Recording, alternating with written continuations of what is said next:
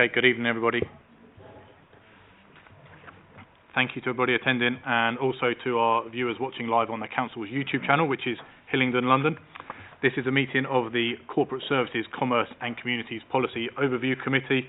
My name is Richard Mills. I am chairman of this meeting. A key role of this committee is to monitor the performance of local public services within its remit and hold in-depth reviews on topics of residents' interest. We engage with a range of external witnesses in our activity, which can include community groups, residents and subject matter experts. Where we identify areas for change or improvement, we make recommendations to the decision-making cabinet. Details of the business to be considered today are shown on the agenda, copies of which most of you in the room have available, and also accessible on YouTube underneath the broadcast itself. For those present in the room and intending to speak during the meeting, please note that you will be filmed and statements that you make will be recorded and made public. A reminder to all councillors, officers and guests this evening that to turn your microphone on when speaking by pressing the button in front of you. This will ensure that you will be heard not only in the room, but also by those watching online. So first of all, let me just go around the table to introduce everybody present. From a member's side on my right, Councillor Wayne Bridges, Councillor Nicola Brightman, Councillor Alan DeVille, Councillor Steve Tuckwell and Councillor Farhad Chubadar. Members on my left, Councillor Jazz Dillon, Councillor Scott Farley and Councillor Lynn Allen. Tonight we're also joined by officers with Ross Forsyth from the Regulatory Services team, Ian Anderson from the Complaints team, not currently here but will be joining us later, James Roger, the Head of Planning, Transportation and Regeneration, and Nigel Cram, Partnerships and Business Engagement Manager, and from Democratic Services, Luke Taylor. We're also joined by two witnesses this evening. Thank you both for coming. Dr. Darryl D'Souza from Harrow College and Uxbridge College, and Neil Impazi, who's the Partnership Development Director at SEGRO. Just a few bits of housekeeping before we get started with the main agenda. We're not expecting a fire alarm or a fire drill, so if it does go off, please follow Luke as a lead officer to the exits and meet at the designated point he will take us to. And mobile devices, please ensure that these are switched off or on silent, or if you do need to use them for the purposes of following the agenda, try to ensure that they are just for that. So then we can now move to the main agenda for the meeting, and agenda item 1 is apologies for absence. I've had apologies from Councillor Bliss and Councillor Goddard, Councillor Allen and Councillor Tuckwell substituting. Thank you both for substituting. Agenda item 2, any declarations of interest? Councillor Allen? I'm a member of the Haystown Partnership. Okay, thank you for that. And also I sit on the licensing committee. Okay, that's well noted, thank you. Agenda item 3, minutes of the meeting held on the 23rd of July 2019. Does anyone have any comments on those, or are they happy to be agreed? Councillor Dillon? Thank you, Chairman. Page 4, second to last paragraph, the head of Planning and Transportation. I don't recall James saying thousands of jobs being provided, but probably just clarification required there. I can check the notes and drop an email if that's okay. Yeah. It's quite a large number. Yeah, that's fine. Yeah.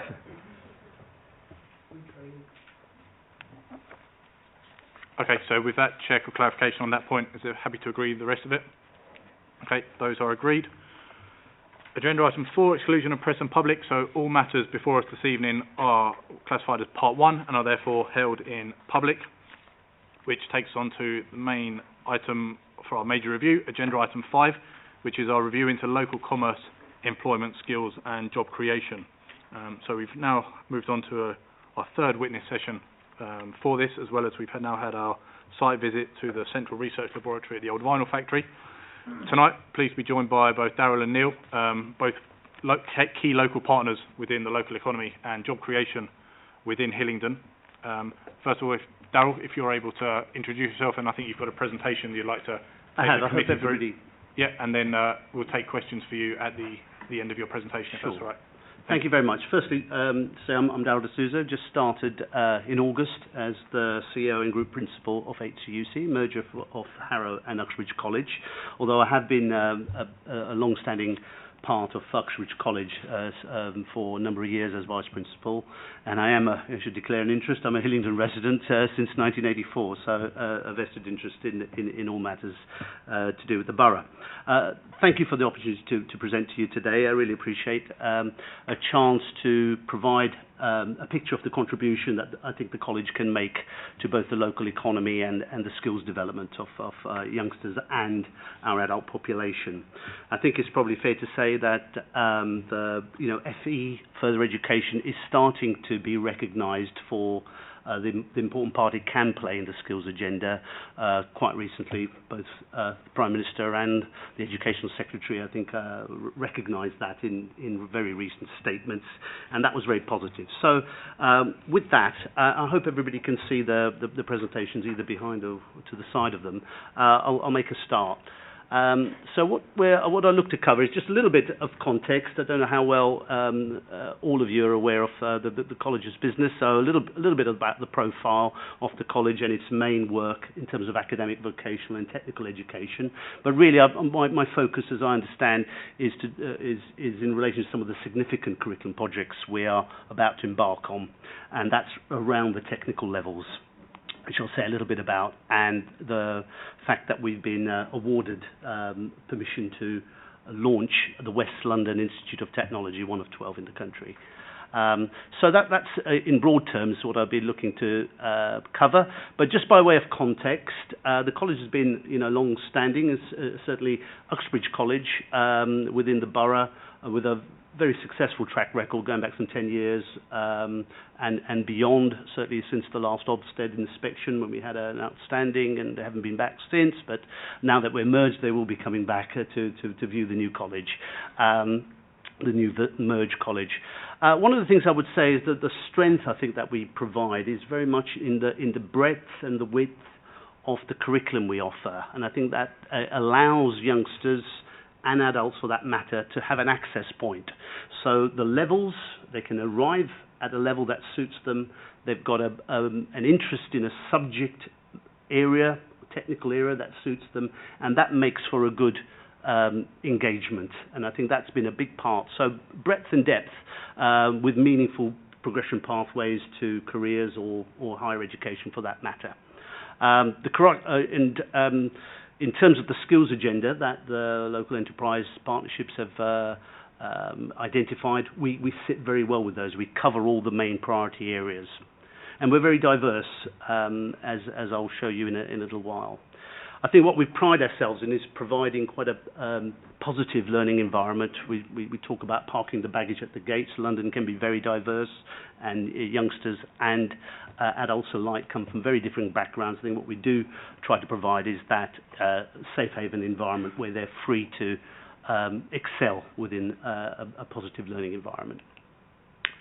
So a little bit, I'm not going to go through all this sets of figures, but just whilst you're washing your eyes over that, just to say, we have got large numbers of learners with us, full-time learners, over 6,000. Most of those are 16 to 18. Adults, more part-time, and you can see the split between Harrow and Uxbridge. So Uxbridge by far the larger proportion of learners. We also have a healthy work-based learning cohort. So these are apprenticeships by and large, 754 there, the current count, increasingly important. And I think interesting for the committee to know is that we draw very well from outside the borough. So 62%, certainly from Uxbridge College's point of view, is drawn from outside the borough, and that comes from a building up of reputation, I think, over years. And you'll see that at the bottom, a small but well-developed cohort of higher education learners, which is a big part of the Institute of Technology brief that we have. 70% of those, and it's significant, are within the STEM base, the science, technology, engineering and maths arena. So a little bit of the same, so I won't dwell too much on that, but just to give, so on the right-hand side, you'll see Uxbridge pie charts, and the left-hand side, Harrow, and sitting in the middle, really what I wanted to say is that we have a business development unit that engages with employers and serves for training and apprenticeship work, and that's Westmet Skills. You may see that been branded, and that's a key part of our work, which straddles both colleges essentially. Yeah. So you'll see the blue pies there are very much about the 16 to 18. So full-time learners, largely 16 to 18, as I've said, and likewise the red parts, part-time learners, take up the majorities. Diversity-wise, very diverse. So we have very good representation with BAME groups, both at Harrow and at Uxbridge, and you can see the male-female split, interestingly, is largely male at both colleges for the full-time, but the opposite way round for part-time. So the 16 to 18s tend to be largely male, probably linked to the STEM, because we're very strong on STEM, and that tends to draw probably more males to those programs. We're trying to do something about that to balance. Equally, apprenticeships, you can see a little bit more balance there in terms of male and female.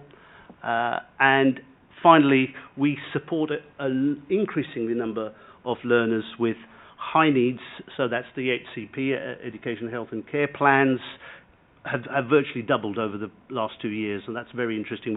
And it's a similar trend both at Harrow and at Uxbridge. And that brings its own demands, and our relationship with the local authorities, where that funding flows from, becomes ever so important. I have to say it's very productive relationships with both Hillingdon and Harrow on that respect. And the ALS acronym there is just additional learning support. So these are learners with slightly less demanding support needs, but nevertheless you can see the numbers we're talking about. And the looked after children as well we have within our midst. So, you know, very diverse. We're proud of that.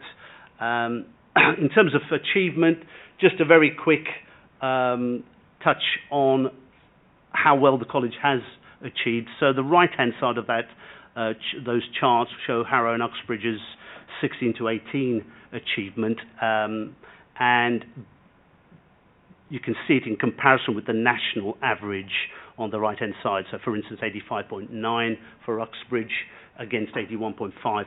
That placed us first in London, of all London colleges, by the way, both collectively as an HCUC operation and also as Uxbridge College. So that's pleasing, and we've been up at that sort of ranking for a while.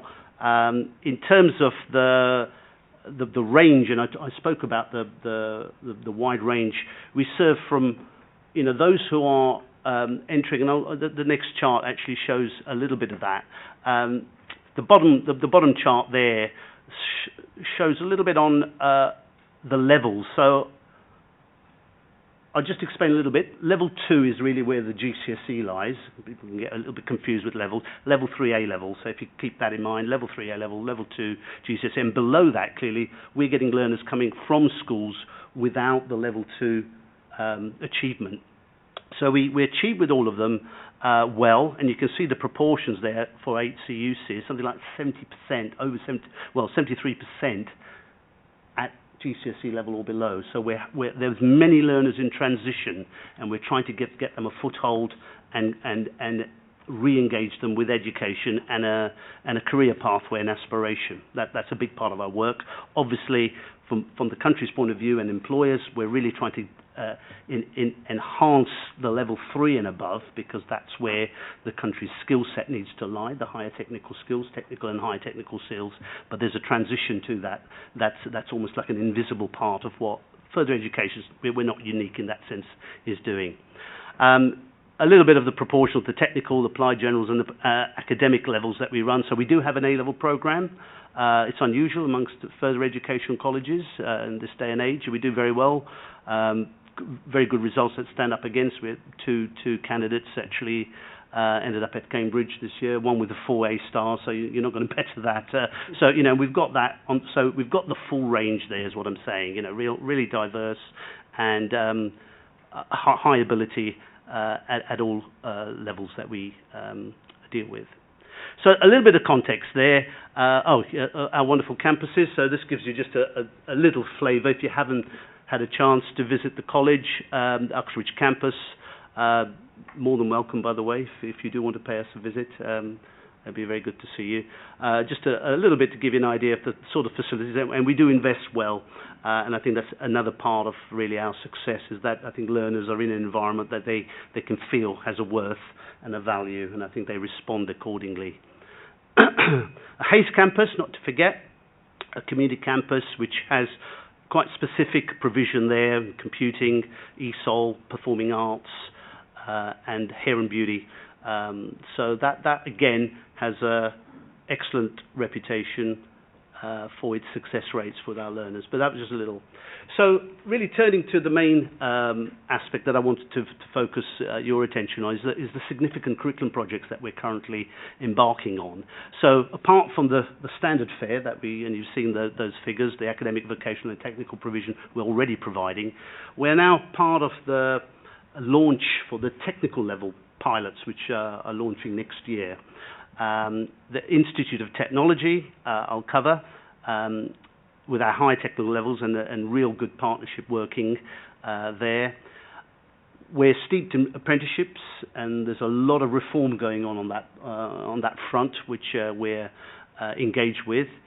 There's also something called the Mayor's Construction Academy that you'll probably be familiar with, that we are part of a hub that's working in West London around that arena. We've recently had devolved budgets to the GLA, and so we're literally this morning we were in conversation with our GLA colleagues in terms of how that work linked with the Mayor's ideas are starting to open up. And of course we're always in partnership talks with the local authority here, construction logistics amongst the projects we've already been bid for. Sometimes successfully, sometimes not, we know, but we'll continue to engage positively with that work with the local authority. So coming to the technical levels then, as I said, we're going to be part of this first tranche, and you may be familiar that really where the government wants this, and the DFE in particular, these are occupational specific lines that they are setting up, and there's 15 sectors that they've focused on, and the first two of these are in early years education and digital that we'll be engaged in. There is one other along the construction lines, but that got changed at the last minute, so we did not bid for it at that stage. But these two we were successful in, and I would say we're the only London college to be involved in that. So, but there's also planned expansion, worth just seeing what's around the corner. So this is going to take off within those 15 sector areas. You can see we're already lined up and have put a bid in for these next lines. So science lab technicians, and pharmacy services, healthcare science, and a second digital T-level line that we'll be involved in. Really important amongst this, and a critical part, I think, of the technical level, apart from the content that you'd expect to be quite rigorous, is looking at high-level learners at level 3, so the A-level parity, really, they're looking for there, are these substantial industrial placements, and that's occupying a lot of time and engagement work with employers, because we're having to gear up the capacity to deliver this as these numbers grow. And so these are significant. At the moment, schools and colleges are used to having work experience, maybe 2 or 3 days, maybe a week. These are 45 days to 60 days. So you're really immersed in the workplace. I think this is in response to employers saying, even degree-level learners are coming to them and they don't have the work-ready skills, the essential skills that they're crying out for. So this is in response. I think the DFE and the government have understood that, and we understand that. But the logistics of securing those that sort of number of places as we gear up are going to be significant. So everything that we can work through in partnership with businesses in Hillingdon and the West London region will be to everybody's benefit, I think, on that front. And I just mentioned, they are obviously aware in the DFE that, not everybody's going to be a high-level, level 3 learner that can launch into these technical levels. So transition programs to build up the pipeline for that is a level 2 transition program that we are also engaged in this year. So that's the technical level. In addition, we've been awarded the Institute of Technology, as I said, one of 12 in the country, and this is a really exciting prospect. It's in partnership with Brunel University London, again located in Hillingdon conveniently, and major employers. So Fujitsu and Heathrow are our anchor partners there. And this work is really exciting, as I say, based in STEM. So again, I think in response to the identified and clearly identified skill shortages in the country in relation to those, especially at the higher technical levels, we've had a very strong track record within engineering, computing and science and maths for a while. You know, the regular large number of learners enroll, and I think the bid that we put in, and it was a very competitive process, by the way, I think was on the back of our strong performances in those areas in the past.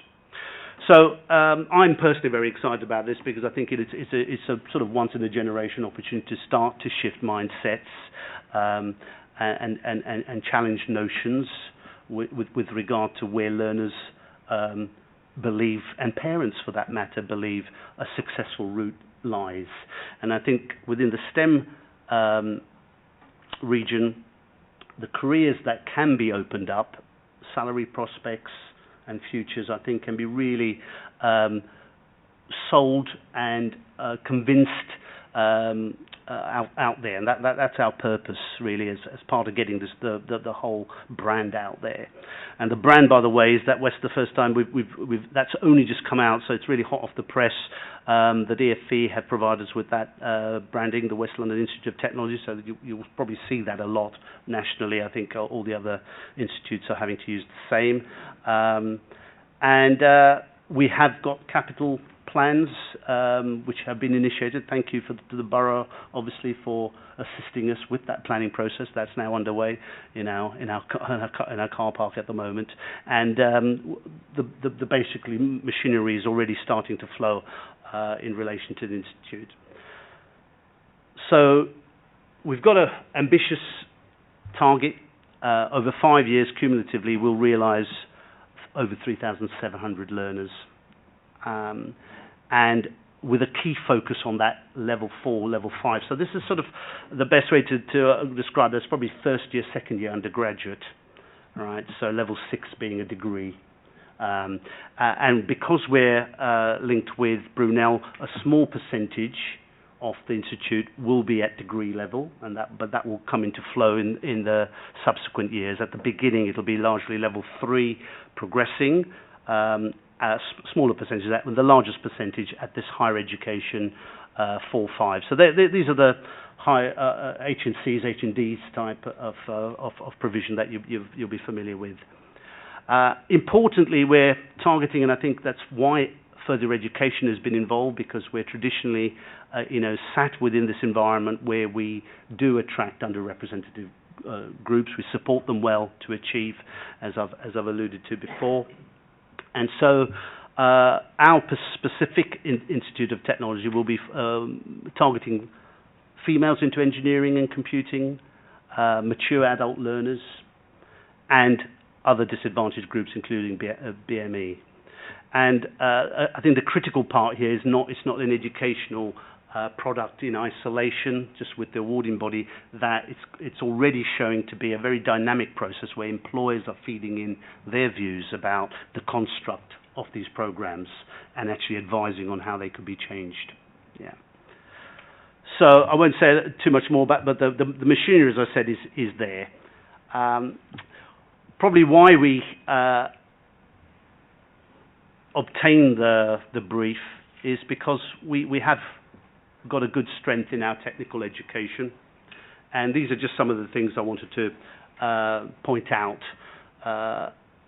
So we do have good facilities. We try to ensure that, especially in the practical work, there are industry standard. We've got staff that are well experienced with industry experience and good practitioners. The idea of the work experience and work readiness is part and parcel. We build that into our programs, and we're always mindful. I think flexibility when we're dealing with work-based learning is critical. So that flexibility has to be there, and we do support our learners well. right the way through. We've got examples of those learners that start at that level 1 going all the way through to degree level, and I think when they came to us, they certainly would have had the confidence to have done that. So a strong voice really there for the support that the learners provide. And just to finish off, really, it would be a remiss for me not to mention the work that our Westmeath Skills Wing does with employers, and particularly partnership work. Essentially, I won't dwell on these too long, but we've got a big task, government directive, to actually engage with larger employers now, increasingly so. We've been traditionally working with SMEs, smaller employers, but the levy funding has indicated that we should be far more engaged with larger employers and their supply lines. So that's a big part of our work, and that engagement work. We also work that West Met Skills Wing works to supply, both in terms of full cost work and grant-fronted opportunities, CPD requirements, training requirements of companies and businesses. And I've mentioned a couple of there. So we've been involved with the programs for the unemployed, so basic upskilling, and the GLA budgets that I mentioned, are really going to be focused on things like future digital skills. ESOL is a big part of what both Harrow and at Uxbridge, and English and Maths. So getting those basic skills to allow individuals a foothold into the employment market, right the way through to the high-level skills. So that's probably all I wanted to say. In summary, the college's mission, a key part of its mission, is to contribute to its local economy by way of skills at all levels, and the Hillingdon residents are a big part, clearly, from an Uxbridge point of view, in us doing that. There's increasing collaborative environment out there. It's no longer can we be within our boundaries and deliver programs. It's very much in collaboration, which is why I welcome the chance to be able to speak here and hopefully get that influence out there further. And I've mentioned some of those key areas that we're currently focused on. I think the government's affirmation is important, and one final thing I'll leave you with is some research showing, and I think that may be why the government's sort of taken notice, is that I think FE seem to deliver efficiently and well, and so the net value per pound of funding, I think, has been well recognised, and that's not just for Uxbridge but for the sector as a whole. So I thought that would give you a chance to question or clarify anything there. That's it. Always starts and finishes with our learners, so those final slides are standard. So I'll pause there. I don't know if there's anything that delegates want to... Sure. Thank you very much, Darren. No, thank you for that presentation. Obviously, the background is all very interesting, particularly now that the college has merged with Harrow, as you say. So I'm happy to open up to questions from members. Councillor Allen? Just one question. You sped through that, and fair play to you for doing that. Is there a possibility that we can get a copy of the slides? I think the slides are already with you. Sure.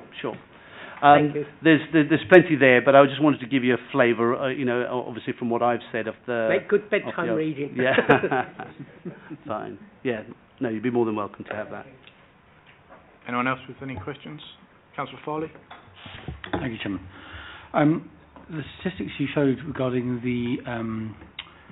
the proportions of females and BAME people, I was wondering what if you had sort of reasons for why, if there's sort of like barriers to why people are not going on to full time for females as opposed to males, or what you sort of recognise. I'm not sure there's too many barriers there. I think it's just the nature of the provision. So we are very strong in STEM, so science, technology, engineering and maths. Engineering, by and large, tends to be predominantly male. We're trying to do something about that. In fact, part of the Institute for Technology is females into engineering and computing as well. But I think it's one of those things that's not overturned easily at the age of 16 or 17. I think individuals make up their mind much earlier than that. So I think it's a longer running. So, we're part of the programs we'll be looking at is to try and influence at primary age, to try and give positive role models, maybe debunk some of the myths about what engineering and construction are about, so that we can start to rebalance. So I think if there are barriers, they're probably starting at a much earlier age in terms of mindsets. The apprenticeship, you'll note, was the other way around, so more females than males, and that again is probably sector based, so because we've probably got more health and social, hair and beauty provision there. Again, we'd like more males in those, and we do all we can to actually encourage that, but we're sometimes tied to the natural stereotypes that probably the youngsters as coming through the educational system or have within them. So I think it's quite a long run in to try and change some of those. Yeah. Darryl, can I ask you mentioned work readiness.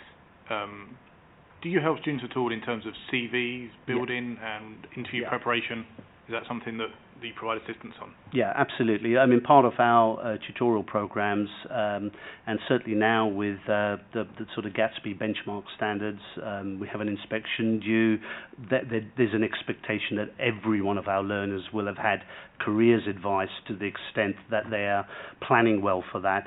And CV production, for instance, would be an essential part of that. So they all go out with a good product. Yeah. Thank you, Councillor Tuckwell. Yeah, thank you, Mr. Chairman. Great presentation, sir. Thanks for sharing that with us this evening. Apprenticeships a big part of what you do. Yeah. I guess, and I think I saw from the slides you've got about 600. Yeah, even more, 700. Yeah. Yeah. And I also saw that you're looking to expand that, with some of the larger companies and smaller ones. What sort of levels are you looking to get to, and have you got enough capacity? Yeah, no, it's a very good question. We know there's demand for certain sector areas. So, for instance, especially in the construction arena, electrical installation apprentices, engineers in general. Capacity-wise is only limited by our specialist staffing. I think premises-wise we've got the capacity, but trying to find sufficient specialists to grow at the rate that we would want is part of our agenda, to try and actually find different ways, not just necessarily recruiting a specialist electrical installation or a digital specialist, is to work. I mentioned collaborative work is going to be very important, so co-designing and co-delivery of curriculum with businesses I think is going to be part of what we're actually looking to do to try and crack this. But yes, we've got ambitious plans.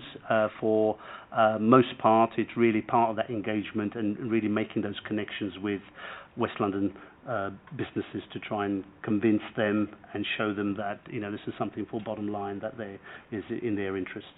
Okay. Yeah. Councillor Allen. In the age we live in now, where sorry, I'm losing my voice today. Probably good for some people, but. The age we live in now, there are many women who don't go out to work because they want to. They go out because they have to financially. Can I ask what child provision you provided? So we do have childcare provision. There's a budget that we have available to us that we put aside to encourage that to not be a hindrance to so they effectively get a bursary amount so that they can actually have their children in childcare, with regard to that. And I think last year we didn't exceed the pot, so there was plenty of capacity in there for more. Because for women to aim high. Yeah, absolutely. Yeah, no, and we would want that. We wouldn't want it to be a hindrance at all. And as I said, I was overseeing that pot of money. And if you're spending up to the hilt, then you're always worrying that you've prevented somebody from getting on. But we know we didn't. We had capacity, more capacity there to support if the demand had been there. Can I ask her? Do you outrightly promote that? Because many of the women I talk to, that's the first thing they say. I'd like to do X, Y, but childcare, and unless you know it's there and it's advertised. Yeah, I mean, I think as ever, I think that may be something we could do better in terms of both. There are many things that are out there to try and attract learners to us, and that may be something that we could have more on the front page, admittedly. But I think, you know, once if someone was coming to us and that was the first requirement that they had to overcome, I think they'd find it pretty quickly if they spoke to any of us of our staff that they'd be pointed in the right direction. If we're talking about the website, is it the first thing you see on the website? I can't hand on heart say that it would be, but if as soon as they've made contact with the college, I think they'd be pointed in the right direction pretty swiftly. Thank you. Yeah. Councillor Dillon. Thank you, Chairman.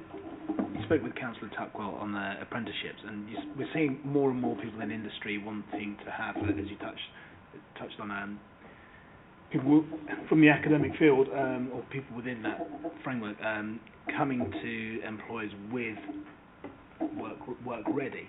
And you mentioned collaborations. Do you go out and seek collaboration? How does that work? Do they come to you, or do you go out and... Are you talking about employers? Yeah. I think it tends to be probably predominantly us going out to them and making connections, but we obviously have one of the things we tried to promote a little while back is that every curriculum area, every program actually had to have an employer element to the programs, and we called it an employer branded assignment. So they were either helping to design a part of the program, or they were part of the assessment panel, like a Dragon's Den thing sometimes, you know. So it could be quite dynamic. As a result of that, we actually also then awarded what we called employer champions. So we've got a board up there with it's all up in all their glory, and I think employers did like that. They like that sort of connection, and so for those ones there was a bit of a knock-on effect that people were coming to us and say, how do we become an employer champion? So we got a little bit of flow the other way, but by and large, with the numbers we're talking about, and you've seen the sort of thousands of learners that we're trying to get work experience for, it tends to be us approaching employers and trying to widen that net, and bearing in mind every other college in London is probably trying to do the same with a similar set of employers. But yeah. Do you have a figure for the number of learners who actually go on to work for collaborators? I probably don't have a specific number. I know, I mean, in terms of out of those numbers that you're talking about there, every year we probably have something like 80% have gone out into a work experience. How many of those then go on to do their degree and come back to those employers? I don't have the tracking for that. The ones who go directly in, I think, would be a smaller proportion, but most of our learners are probably trying to get another step in before they go directly in. Yeah. Councillor Deville. Thank you, Chair. Just one thing. You have children there with learning difficulties. Yes. How do you get them into work? Right. Okay. So we have it's a very important part. So they're supported internships. We have essentially we have work experience coaches that can be, depending on the level of support need they have. They can either be in an appropriately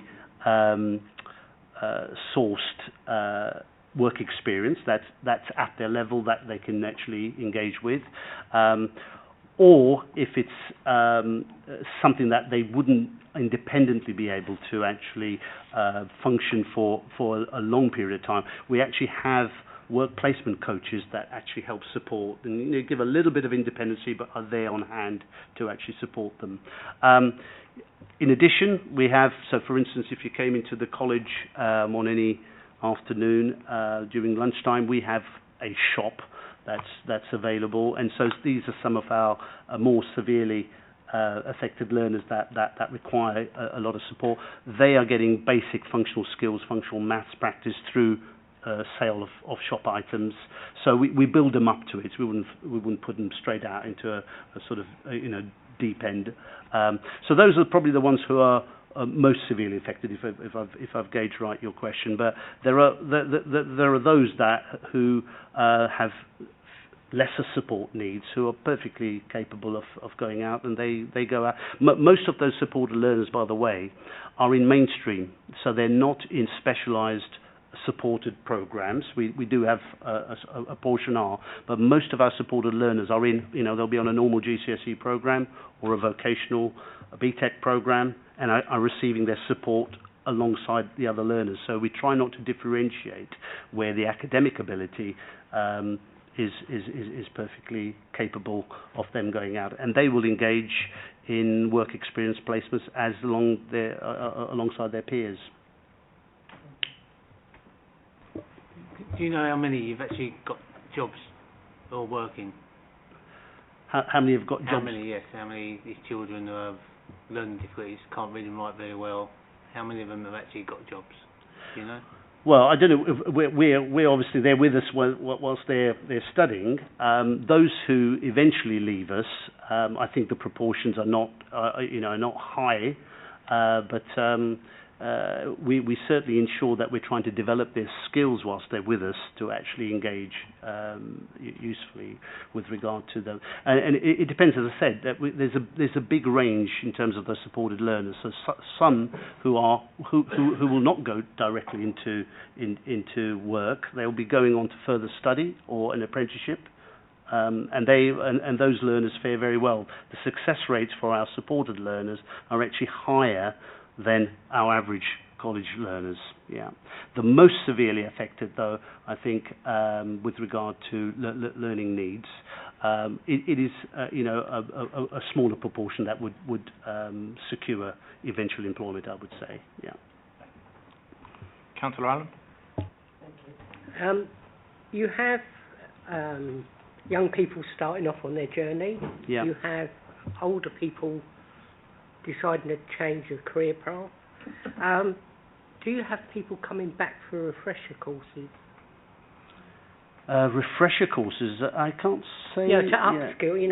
They've Oh yes, yeah. reached a skill, and now you're offering something. Yeah, I mean the sort of things that come to mind where I think that does apply are, for instance, some of the trades where. And we have evening programs, etc., where electricians, plumbers, who might already be in the field, who are coming back and they need to upskill. So we have that. It probably more in the construction area and engineering areas. We have quite a lot of that. I would say refreshers. In terms of the other programs, the more academic programs, probably less so. But certainly trades and construction, yes, upskilling. Business studies, probably less so, I would say. The adult wings that we have tend to be, there's a little bit of CIPD, they'd come back, whether it's a refresher or actually most of our learners probably come in for a very specific qualification or a certification rather than a refresher. Other than the ones that I've mentioned, tend to be evening programs, etc. Let's be clear, sometimes those people who've been in their job for years are working beside a young person who's come in, and there's lots of things they can learn. Absolutely. But they want to keep up on that ladder and don't want that child bungee jumping over them, so they need that refresher course.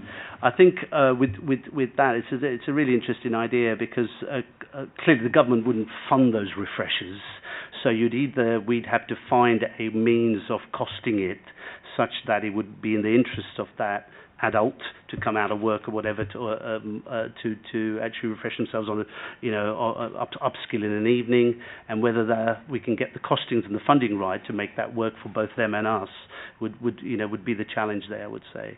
Not wanting to bring Brexit into it, but I will, because if you need a workforce and you're shutting the door out there, you're going to need to upskill those we've got here. No, I absolutely couldn't agree more. And hence that work with especially with the digital construction, I think is going to be an obvious one, and just basic English, maths, and ESOL to get people a foothold where there may be those sort of gaps in skills. Should things go in that direction, clearly. Councillor Dillon. Just one. It's not an easy question, but if there's one thing that we as a council could help you to support your college better, what would that be? I think it's this, I think it's a win-win thing. I think if we can get businesses really understanding that the work readiness agenda that you quite rightly brought up is something that we can't do without them. They have already identified as a body that it's important for them. So really, the taking a chance on a bright youngster coming in their midst for 20 days, 30 days, whatever, is something to actually not see as maybe a chore or we're babysitting. That it can be something that actually adds to the bottom line. Trying to get that equation so that it's been seen as a win-win would be really important. So whatever influence the council can have with regard to get that message out to businesses, I think would be in our favour. Yeah. And do we take on those kind of people? Do we offer work experience? It's a good question. I think you do to some degree, but I'm sure there's always more that could that could be taken on. I'll take that as a cue to maybe investigate that a bit further. Councillor Farley. Thank you. In one of the slides, you had the subject areas for the T levels. So Yes. the initial ones you've got with digital production Yeah. and the education. Then you've got 4 more that you're rolling out in the following year. Yeah. The other, was it 9? I think you said there were 15 in total. Yeah, they're What's the time frame for Right, rolling the other ones out and what they they're are? slowly, we don't know yet. They're sort of just gradually rolling these out. So the next tranche came available, and we've pitched in for the ones that we wanted, and then they'll start to roll out. And I think it's really to do with how well, because these are developed with employers and employer panels, and so until they're sort of ready to roll out and everything has been agreed, we don't have the full 15 sectors and how that's going to roll out over 10 years. We haven't got that. I mean, clearly there's intent within 5 years to have all of them, launched, but we don't know the full order of those as yet. Councillor Tuckwell. Yeah, thank you, Mr. Chairman. Clearly, lots of growth plans, lots of technical training. I think you mentioned around sort of the construction industry and the like. What work is happening with schools and academies to identify potential future students to sort of fill any gaps which the economy or the local economy or employment needs? You're talking about local schools, yeah. Local schools and local academies. What kind of work is happening to identify future students at maybe at quite an early age, a couple of years before they reach college age, so that we can prepare them and prepare the groundwork at school level?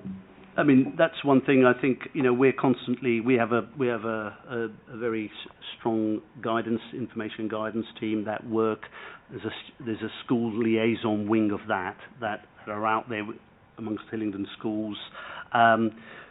We are trying to get messages across with regard to the options that youngsters have. I think there's more to do, I would say, and that's another thing that possibly that we could be assisted with, is getting a wider understanding at school level. It's not always possible to influence that, and the standard tends to be GCSEs, A levels, university. There are other options, and certainly for those who are not heading for that route, probably sometimes don't get the full options that are available to them early enough. So we often get learners coming to us not at 16, where they're thinking, it's often at 17 when they've tried something at sixth form and found it's not for them. So then we sometimes get them at 18 when they've had 2 years of trying, and so that's years wasted, actually, I would say. So we do our best, and many of the Hillingdon schools are work in partnership with us, but I really think that's an area whereby all schools, not just Hillingdon schools, but could do much more to get an independent set of information out to youngsters at a much earlier age, so really sound decisions can be made. Okay, no, thank you. Take the last one, Councillor Dillon. Yeah, that's a really good question, actually. Do you think that kind of issue lies because of the academies are so focused on trying to channel the children to the sixth form, where there's obviously additional cash, and not, I mean, not advertise it, possibly, you know, that certain children would be better off going off to a college and experiencing a work-related scheme rather than pure academic A-level scheme? I think it's difficult. I'm not within the school, I'm not within school management, but I know as a parent, the first thing, certainly in the UK mindset is, if you're not doing a GCSE and A-level, then what? Because that's the default. So I can understand where it comes from. Equally, I'm minded that, or at least a recent stat had, when they asked the parents, did they know about the new technical levels that are coming? And only, I think it was 27% in that survey knew anything about the technical levels. When they were told about the technical levels, I think 73% said that would be ideal for my son or daughter. And I think there is a gap there. That type of survey suggests that they're probably not getting enough for whatever reasons. I wouldn't want to speculate as to why that would be the case. Okay. Thank you very much, Darryl. Very useful. Lots of questions asked from everybody. Thank you for that. Thank you for your responses.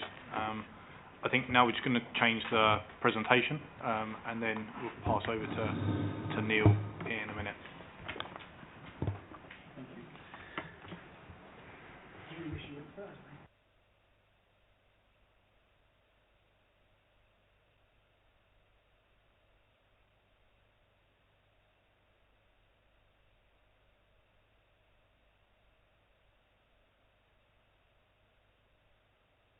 So Neil, thank you very much.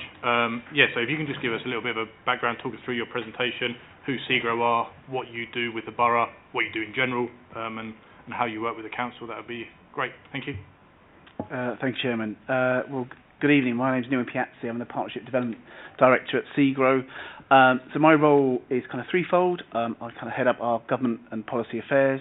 I'm responsible for the stakeholder management of all of our local authority partners across our UK portfolio, and I'm responsible for delivering our community engagement strategy, our community funding. Just wanted to briefly take you through, who we are, our experience of working with the council, some of the changes we're seeing in the industrial sector, which are really kind of quite fundamental, and sort of some of the work we're doing around innovation and skills ourselves in the sector. Just briefly, we are a owner, occupier and developer of warehouse and industrial property right throughout Europe. And it started nearly 100 years ago on Slough Trading Estate, which we still own and manage today. So we're the largest listed property company in the UK, and we support around about 1,150 customers, and that's really important. We don't call them tenants, and that's not a kind of marketing ploy. What we want to do is work with businesses to support their growth. So we have a very proactive kind of customer relationship management program where we're getting close to all of our customers to understand what their future growth needs are and making sure we're providing the right environment for that success. In terms of what we build, very simply, there's very, very large industrial warehouses in the Midlands. We can build anything up to probably around about a million square feet is one unit, which is they're absolutely vast. Urban warehouses, these are traditionally known as kind of last mile delivery, the likes of postal delivery services. Down the bottom left, multi-let light industrial, kind of business parks, and also airports and cargo freight services. So we actually own and manage Heathrow Airport's cargo on-air side cargo facility.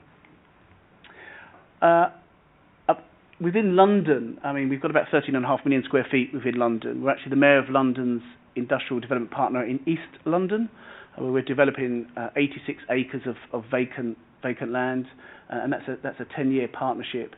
But we're really, West London is really our kind of sweet spot. We're a huge investor here, and as you can see, Slough Trading Estate, 6 million square feet, 320 companies and 10,000 people working on that one estate.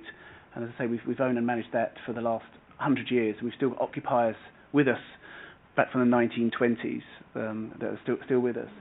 Heathrow, and we do include kind of Hillingdon and Hounslow as a kind of a Heathrow economic area. So we have quite a lot, as you can see from the dots there, a lot of investment to the south, but we've done a lot of work in places like West Drayton and also in Uxbridge, which I'll touch on.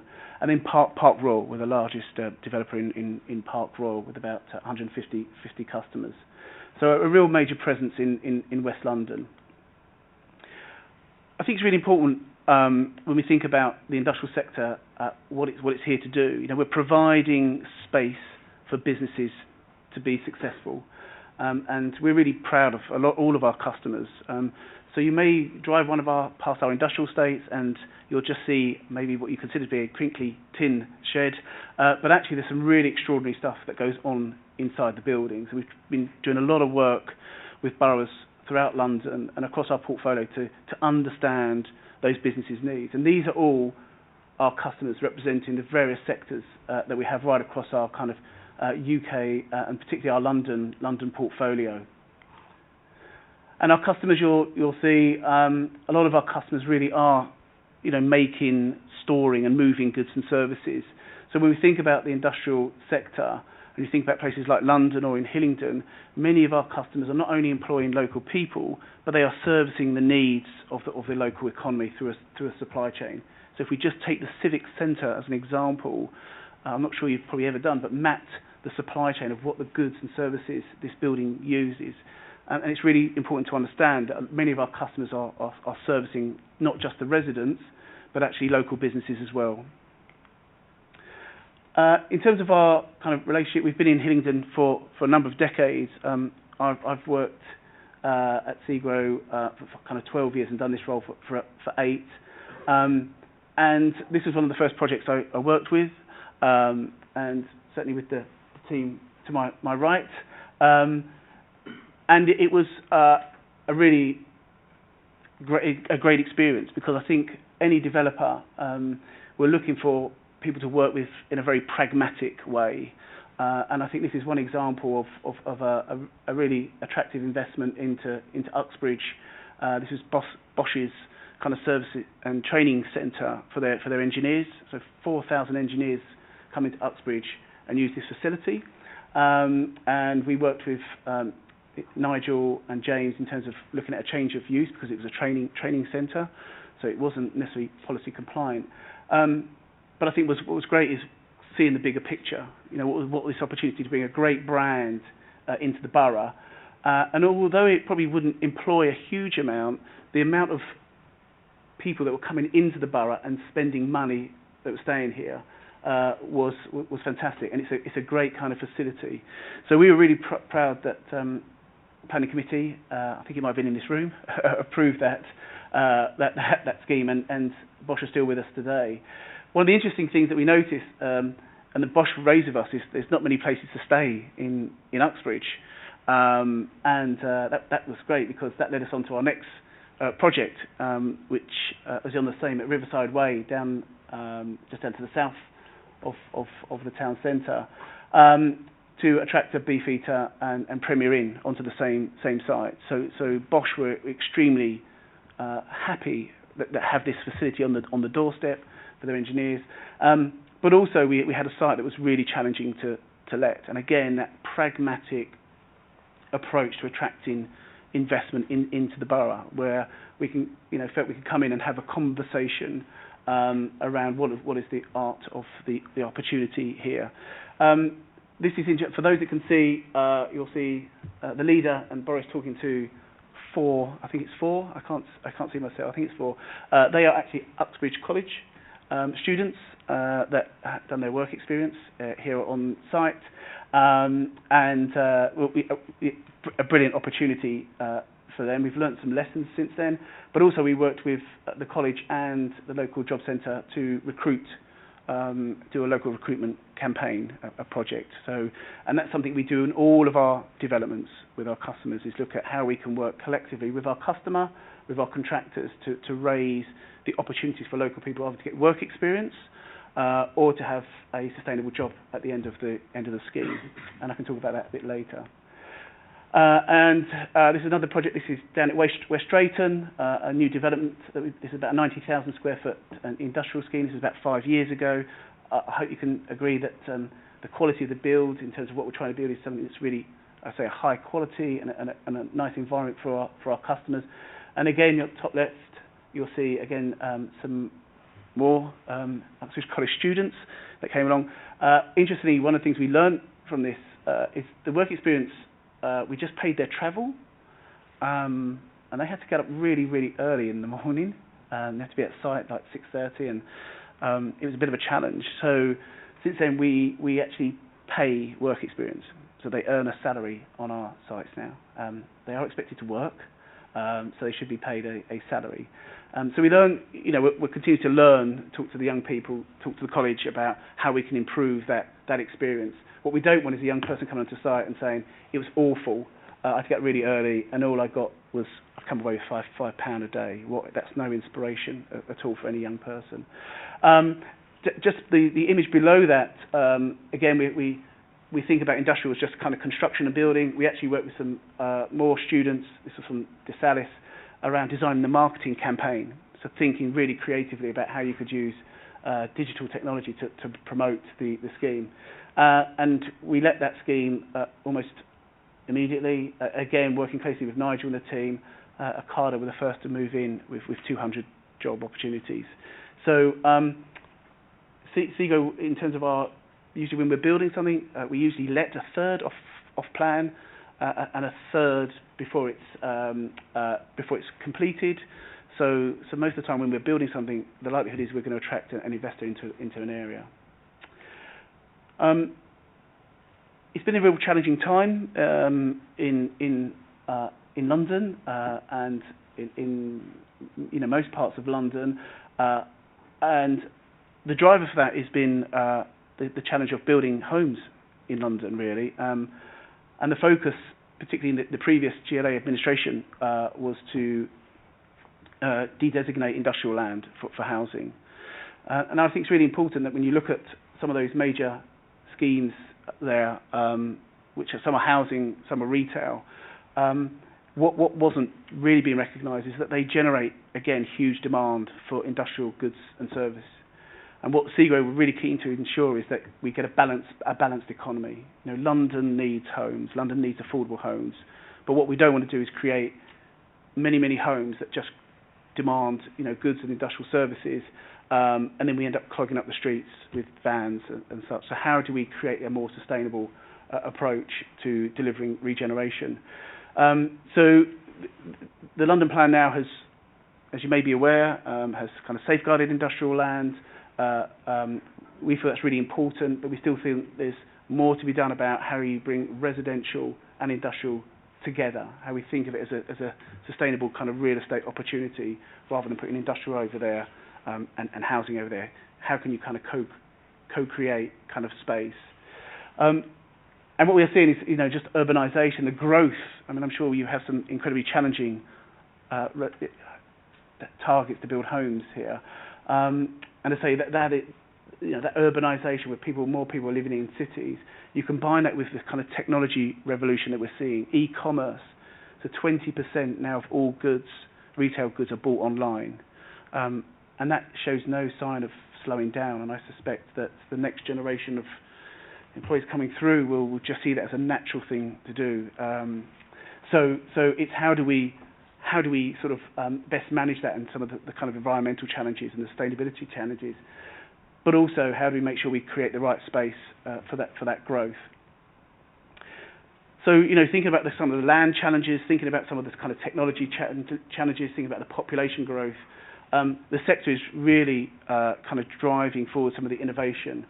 And I just want to touch on a few of these. The first and top left, and I will talk this a bit more, is multi-storey industrial schemes.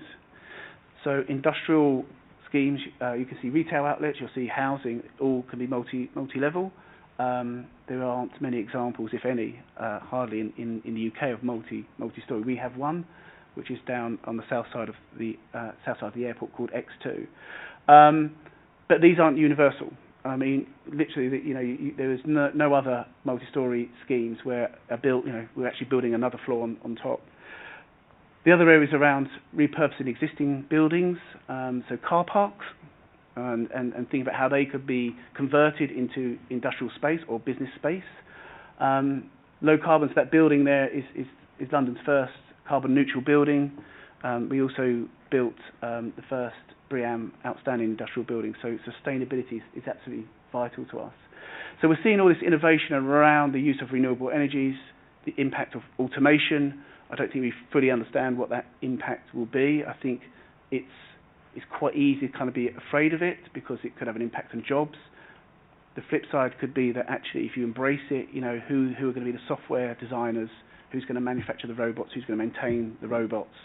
So it's an opportunity for us to embrace this technology rather than be fearful of it. And then finally, and I'll touch on this around smart buildings and smart cities. So we are in this phase of kind of innovation, of creating, you know, the most sustainable technology advanced buildings that we can. So as I say, multi-story, this is what we see as a one solution. It's not going to be able to deliver this everywhere, where you just increase the amount of square footage on a plot. And it is simple as, I say as simple, but if my development director were here, he would probably kick me under the table. But it is about creating another floor. But as you can see, on some of these, you need a ramp, you know, and that is where huge cost is. We are looking at cargo lifts and freight lifts as well. But in essence, what we're trying to do is deliver more square footage on the same plot. And this is one of our schemes. This is in Gennevilliers, in Paris, where we are delivering a number of industrial schemes. This is right next to the Seine River, so you can see this is a two-story industrial building occupied by Leroy Merlin and IKEA. Interestingly, IKEA are very different in Paris. You go into a store in the same way you do in the UK, but you don't take your goods with you. You just buy your goods and then you pre-order a slot, and they're delivered from this facility, which is about 5 miles out of downtown Paris. Just as the IKEA are running a trial, they started in September, using the river to move the goods into downtown Paris. So they upload everything into a vehicle. They put the vehicle on the barge. The driver leaves it. The barge sails down, and then that barge and the vehicles are collected the next morning. So they're thinking one around sustainability, but actually, for those who've been to Paris, moving around in a car is really challenging. So we are monitoring that because I think there are some interesting lessons that we could learn as a city, as an area about whether it's the Thames or canals. And this is just an image from the other. So as you can see, a straight ramp that takes the vehicles up onto that top deck. I think it's one of the things that we are really proud of. Is just working in partnership and collaboration. So you know, we know as a business we don't have all the answers. We see that Hillingdon Council is a key partner.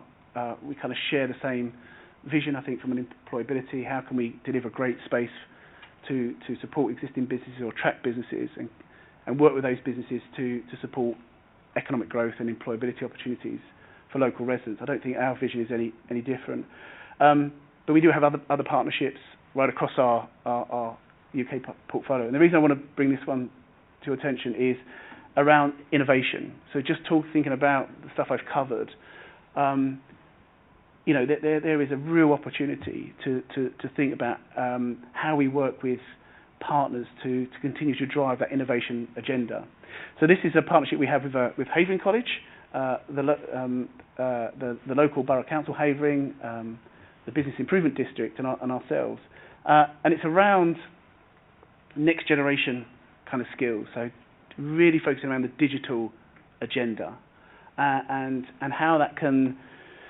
A couple of things. One is inspire young people. We spoke about schools, and I think the question was over around about engaged schools. And we do a lot of work with schools and young people about how getting them early enough and getting them interested and excited. It doesn't necessarily have to be about the construction sector. It could be about what our customers. But it's trying to start a kind of a process around what's the career pathway. And most young people won't know what they want to do. I've got 17-year-old son, he has no idea what he wants to do. I think at 17 I had no idea what I wanted to do. So we have to accept that. But it's not to say we can't expose them and give them experience about what is, again, the opportunities. So this project is around about that first, about inspiring, getting young people, getting them early, and then thinking about a pipeline of creating that talent around the digital economy and how that can play into careers The other areas you see bottom left is supporting businesses.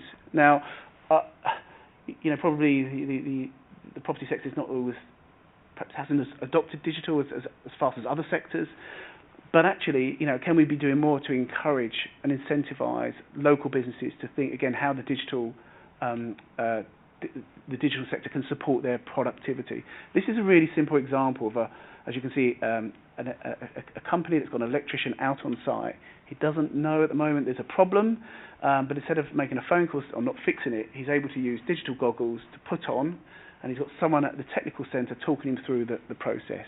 Okay, so very simple. We probably think that's quite simple, that's quite easy, but actually that's enhancing productivity. The job still gets done. It's using digital technology, and in the final area is the design of buildings, and as I keep talking about, kind of smart cities. So we are seeing lots of housing growth, and again, as a business, thinking about how can we think about creating really sustainable places to live and work. So one of the issues we've got certainly in East London is a lot of the industrial is to the south of the A13, because there's a barrier. The residential is to the north, so we aren't really kind of co-creating this collaborative space because we've got this kind of barrier. And what we're thinking about is, how you can make these places far more sustainable. So there's going to be a physical space in one of our buildings, and we have provided that building rent-free for 5 years. Is our commitment to the project, get it up and running. And what we're having there is an igloo. This is like an immersive experience, and it's been funded partly through the Mayor's Good Growth Fund, and there seems to be a big focus on outer London. So I'll just throw that out there, as to encourage more boroughs and partners to work together. And what it's doing is we want to bring people together to get them to experience the world of digital technology and how they can help improve your business. And this is an example of a company that are designing a building, but actually using digital technology can move things around in that environment. So, is the daylight, sunlight right? What happens if we put another tree there? What's the shape? And not reworking it once you've built it and gone, oh, crikey, I wish we put another tree there. So it's trying to enhance the whole experience, but it's in trying to improve the productivity and the accuracy of in this case, a new development. And then with the college, we'll be creating a new space around digital technology, but this is focused around BIM, so this is Building Information Modelling. And again, so in the old days, if you had a building like this, it would be on a 2D drawing, and this kind of technology is around creating this 3D image, which is kind of more, a digital representation of the kind of physical space that we're trying to create.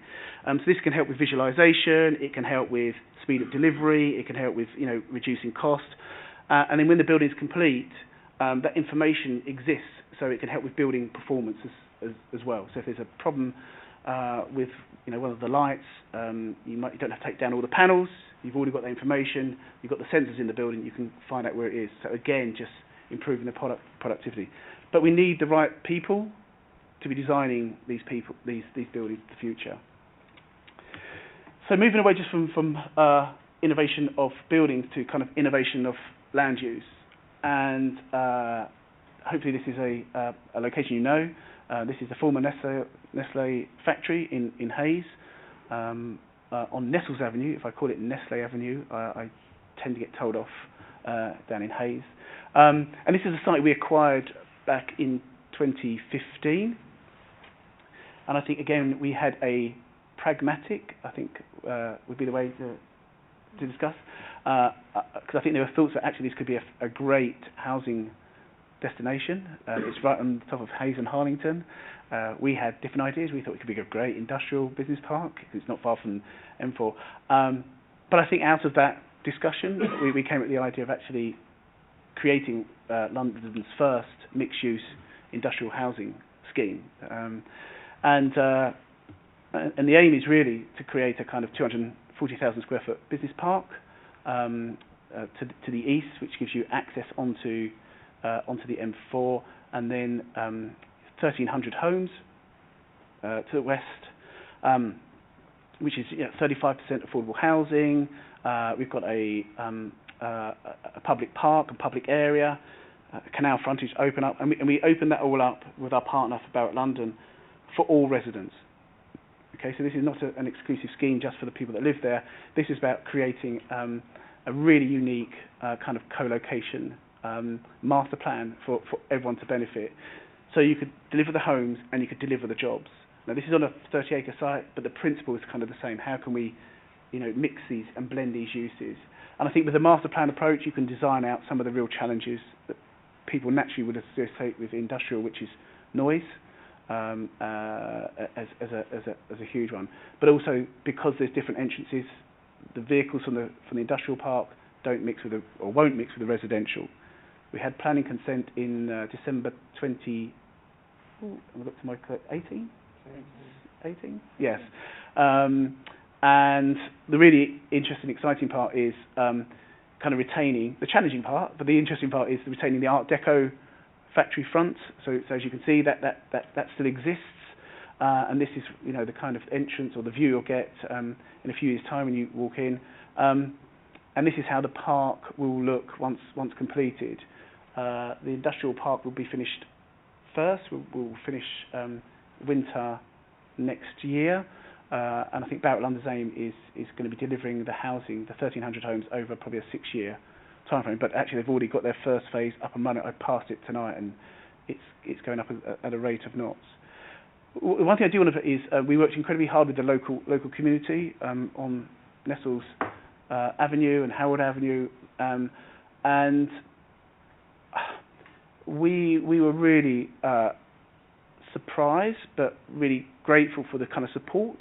Residents, I think, saw the opportunity for affordable homes, for amenity space, and for jobs. I don't believe we had a huge amount of objections on the night for a scheme of this size and so close to a residential area. But I think that demonstrates that if you engage early and in meaningful ways, so we're really proud of this scheme, and I'd like to think that Hillingdon Council is as well, because this is not being done anywhere else, and it's kind of one of the first of its kind. So thank you. Thank you, Neil, for that presentation. So open up to any questions anyone has for Neil. Councillor Dillon. Thank you, Neil. Interesting. I thought that I've kind of mentioned this in past committees. You build a lot of big warehouse spaces, and Hayes, for instance, where you're building Nestle, is an area where there's an abundance or real demand for small sort of business units. Companies like yours, and dare I mention it, Prologis, don't tend to build those anymore. But you could kind of, using your kind of model where you cohabit and you have buildings, residential on top and smaller units on the bottom. Is there a reason why, I can't figure it out, but is there a reason why they're no longer building these small sort of 2,500 square metre units anymore? Yeah, thank you. I think we are still building smaller units. I think we do recognise the importance of creating small. I mean, we go down to 500 square feet as our smallest unit schemes. I think we spend a lot of time looking at the demand in the market as well, and I think making the kind of investment decisions on what the market is lacking or what the businesses need. So we do a lot of market intelligence. I think on sort of larger schemes, we are looking more around how we kind of give a mix of space. So one of the schemes we finished in East London has 40 small units in that facility, and the multi-storey scheme that I showed you, we're doing a lot of design work around that, where actually the higher you go, the smaller the unit. So actually on the top floor, we probably will build to 3 stories in London, would have that co-creation, that small space you're thinking about. So I think there is economics, and with a mixture of demand, but I don't think we would want to be known as just someone who builds big boxes. We want to be a company that creates kind of thriving business locations. So that's I think at times some of the cost involved for small units is really challenging. The land values of industrial is extraordinary now compared to what it was kind of 5 years ago, and that puts additional pressure on a developer to think about the scheme. Councillor Allen? I was interested to listen to you talking about Heathrow Airport because my family way back knew a lot about Heathrow Airport, the brickworks that went on there and the use of the canal, because it was a vital part of the brickworks. And I was interested to learn that you were talking about Paris. And bearing in mind we've got an environmental problem, we know it's there. Have you looked at better usage of our canals? Because that would take some of the traffic off the road, some of the fumes. And that's my first question. Yes, please. So the answer is we're about to. We're starting to look at the Thames as the first, and I think it's really interesting when I gave a presentation on the history of Slough, and the trading sector was really successful because it was on the Western Rail line, and it had its railway sidings, which we all wish we could have today. If you think about, UK is a trading nation for 100 years using the Thames, and those are serious conversations that we are having now. And I think precisely for the, how can we deliver at a city level a globally sustainable city with the growth that it's experienced. We've got to look at alternative modes. So I think one will be around kind of electric vehicles, but I think that one of the challenges with electric vehicles is there could still possibly be congestion. You just got cleaner air. That's we'd probably all take that. Secondly is around consolidation centres. So make sure if we're moving goods, they're being moved in the most sustainable way. So you don't have 3 vans, a third full. You have 1 van full. So there's something around the consolidation, and then the alternative. So looking at canals, looking at water, the blue ribbon, and the other one is rail. So the not rail freight, not big, just the existing rail network. And I think these are questions we're asking. So fast freight is an example of where you could bring goods in on a converted intercity 125 into London. And it could be like time delivery goods. But that might mean that the industrial facility is based 10 miles, 20 miles out of London. So these are the questions, even as a developer, we're posing both internally and with partners. So we're starting first and foremost with the Thames, so working with the Port of London Authority and Tilbury Dock, because it's just underutilised. Hopefully it's coming, is what I'm saying, in terms of. The other question, you talked about the 1,300 houses, 1,300 properties, and you talk about affordable. Is that London affordable? Hayes and Harlington affordable? And are they houses that will last the test of time, or are they flat pack? Put up today, 50 years' time, you're going to have to knock them down and start again.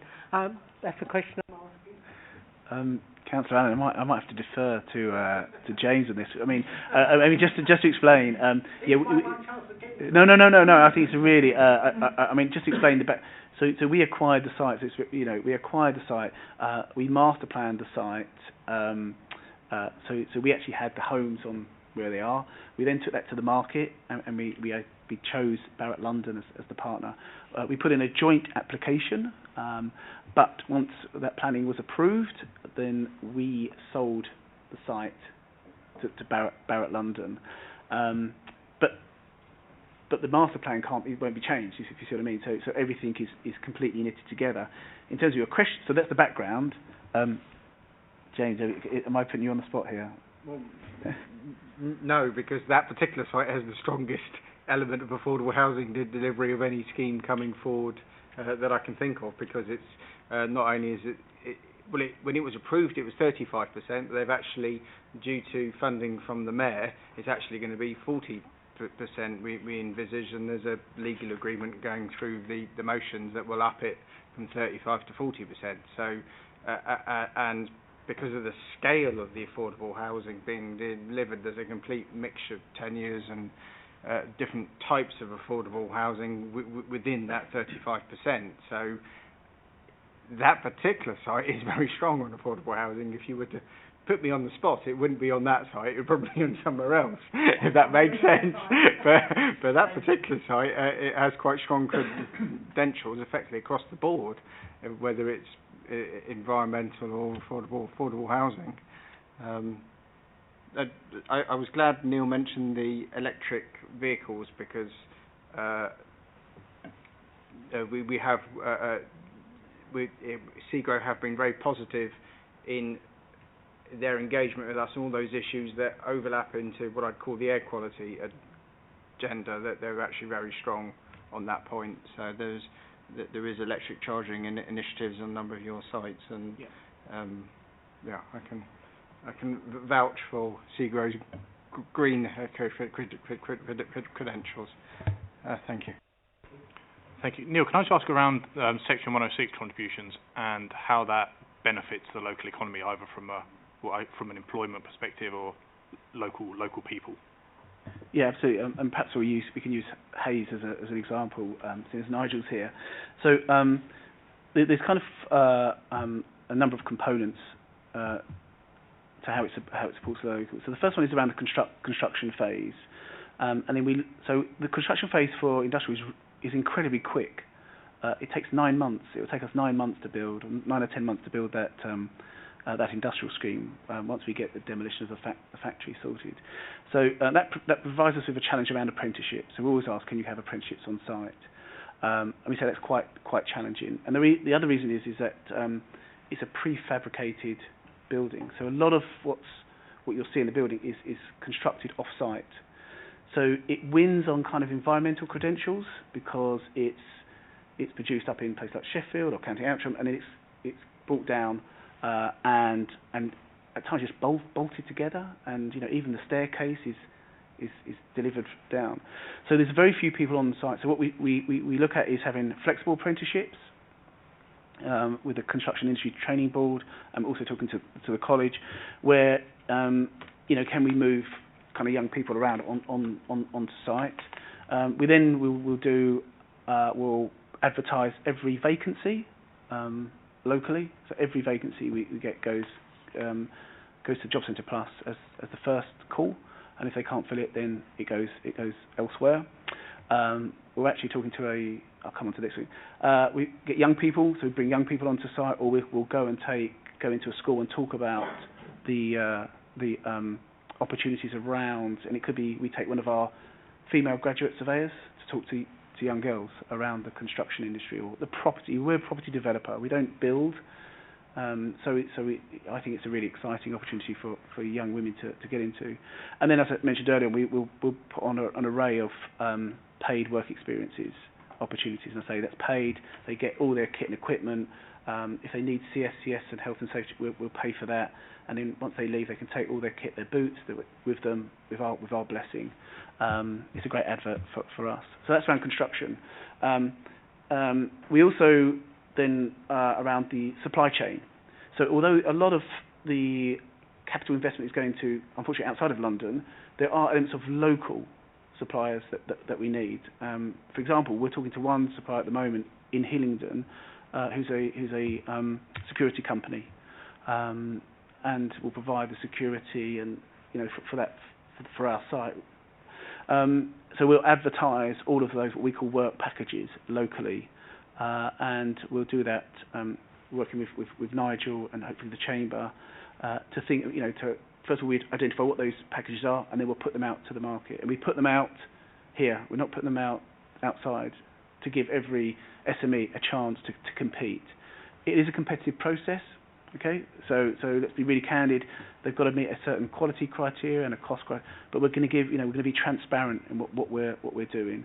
But the idea is to interview at least one supplier for every package from Hillingdon.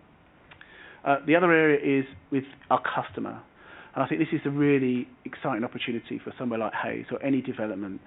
There's always a focus on the construction, okay? But for an industrial developer, the sustainable job is when our customer signs a lease for 15 years and makes an investment in Hayes. What we're doing is creating almost like a local recruitment partnership. So we know our customer will be talking to us very, very early. As part of those discussions, we're already talking to them about what their recruitment requirements are. So what we can do is put in place a pre-employment training program with someone like with Darryl and the team, which our customer helps to co-create. And what we ask our customer to do is to guarantee everyone an interview that exceeds that criteria. That is not a Section 106 requirement. I'm not saying make it one, but we do that because it's good for the community and it's good for our customer. And I think, you know, if you can go to your customer and say, we're going to help you find a talented workforce locally, and we're going to give you an opportunity to interview 20, 30 people, and if that doesn't work, or if you only take 5, then that's 5 people you never knew that live locally. You can then go out afterwards.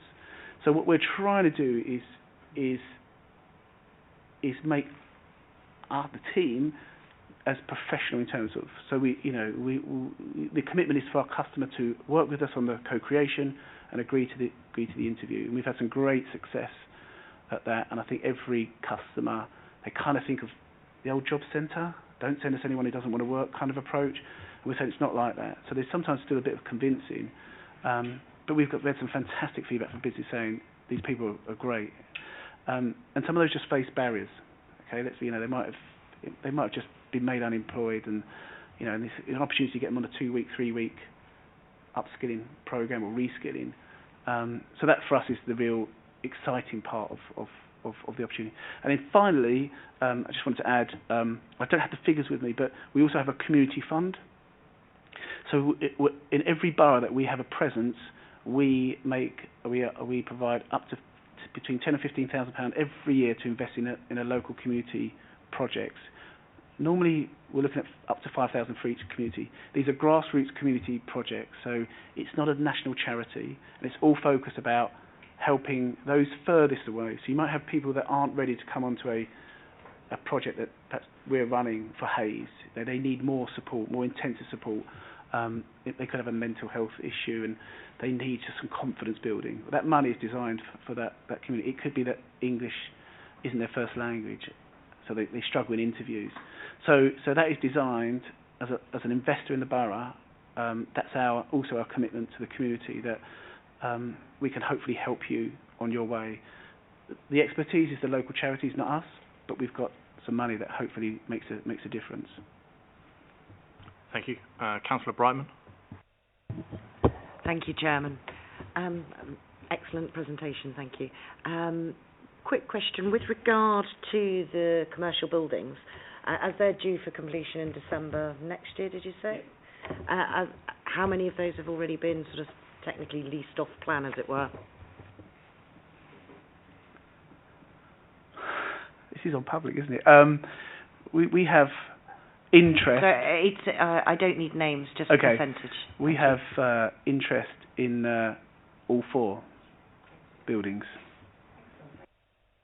Councillor Allen. 3 small questions. You said about working with local businesses, and you said you're very competitive, and they have as much chance as anybody else. Now, bearing in mind, a lot of the businesses might not be ready for you yet. How much work do you do going out with the colleges and everything, saying to businesses, look, this is what we're going to require in the future, get yourself ready? That's my first question. Do you want to do all 3 questions and then respond together? I'll write down. Right, the next one, you talked about 106s, and I know this is in the public arena, so I'm going to get it out in the public arena. Lots of time, I live in another ward, lots of times you see 106s and your eyes light up and you think your community is going to reap some of the benefits of, what's going on. Only to find out those benefits that you thought your ward was going to get have turned up miles down the road and your residents haven't had a sniff of them. So I'm asking you, how much of that 106 is tied down to that area so it doesn't leak out anywhere else, and how strong are you in ensuring that the money goes where you agreed it to start with? And my third one is, you said 10k local projects. Well, I'm sure there's councillors around this table who'll be biting your hand off for. I'll take the last one. That's the easiest one. Yeah, if any help in spending the money is very welcome. We just want to make sure it goes to the right the right charities. But there is a kind of theme around employability and skills. So as long as that's very, very clear. Picking up on the supply chain, yeah, it's a really good point. And we have done this in the past, and I think we certainly will do it with Hayes, which is to run a session. So we haven't got our main contractor on board yet. So the aim would be that we'd probably run an event and invite SMEs into the event to have a similar presentation that I've given, who we are, a bit about our values, and, what we expect, and then our main contractor to then present around the kind of work packages. So what's available, when's it coming, what are the values, and when you should be expected to compete. This is the form we want you to fill out, and then although we haven't kind of agreed this, is that we may, SEGRO may, and it may be that now we do, is we pay for a trainer, if that's the right word, to help the businesses. So we leave the room, and the person says, okay, right, this is how you can complete the form in the most efficient way. The form is very straightforward. We're not trying to make it difficult for everyone, but we do want to know about health and safety. We do want to know about quality assurance. If they are coming to we take huge pride on having an exemplar health and safety record on our sites. That is absolutely critical for us. So I think it's a really good question, Councillor, and I think it's something we will certainly do. Again, not just to promote it, but help them. But we've been doing this now, this kind of supply chain for. It hasn't been that long. We've been learning ourselves as well, and every time it's a different contractor. It's never the same contractor, so there's a re-education for those. But I think I'm sure for Hayes, I'm not looking to Nigel, there's no reason why we couldn't run an event and fund that. Oh yeah, right. So on your 106, interesting. The 106 is very broad. James is here as well, and there are a number. It's 106, section 278. We put a lot of money into mitigating the impact of the scheme on the local community, and that could be contributions to local transport, it could be road infrastructure enhancements, or it could be the skills employment programs that I run. I think and James, I will defer to you. We make a significant contribution to the community infrastructure levy, and then that is passed to the local authority. We don't say where that is spent. It's not our, that is something we agree a number, and that's used for other off-site kind of mitigation measures. James, would you add on the? I think the easiest way to answer is just to use the Nestle site as an example.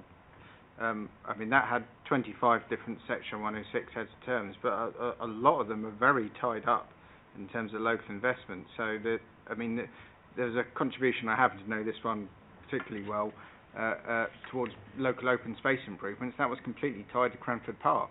So all 282k has to be spent on Cranford Park. So it won't be spent on West Drayton. It won't be spent anywhere other than in Cranford Park, because it's tied up that tightly in terms of local investment. And there's public art that has to be provided only in the Nestle site. So that obviously doesn't get any more site specific. And the canal and actually, we haven't got time to go through all 25 heads of terms, but I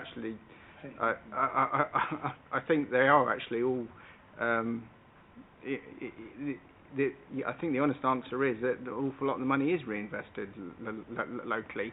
What might not be the case is it's completely transparent that is happening, which is a different issue.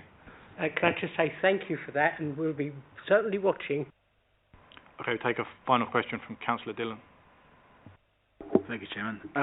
It's great that Nestle is now going to be in pink awards, so I look forward to that list of 25.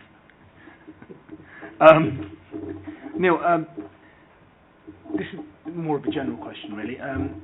You've talked a lot about social responsibility and your work within the community.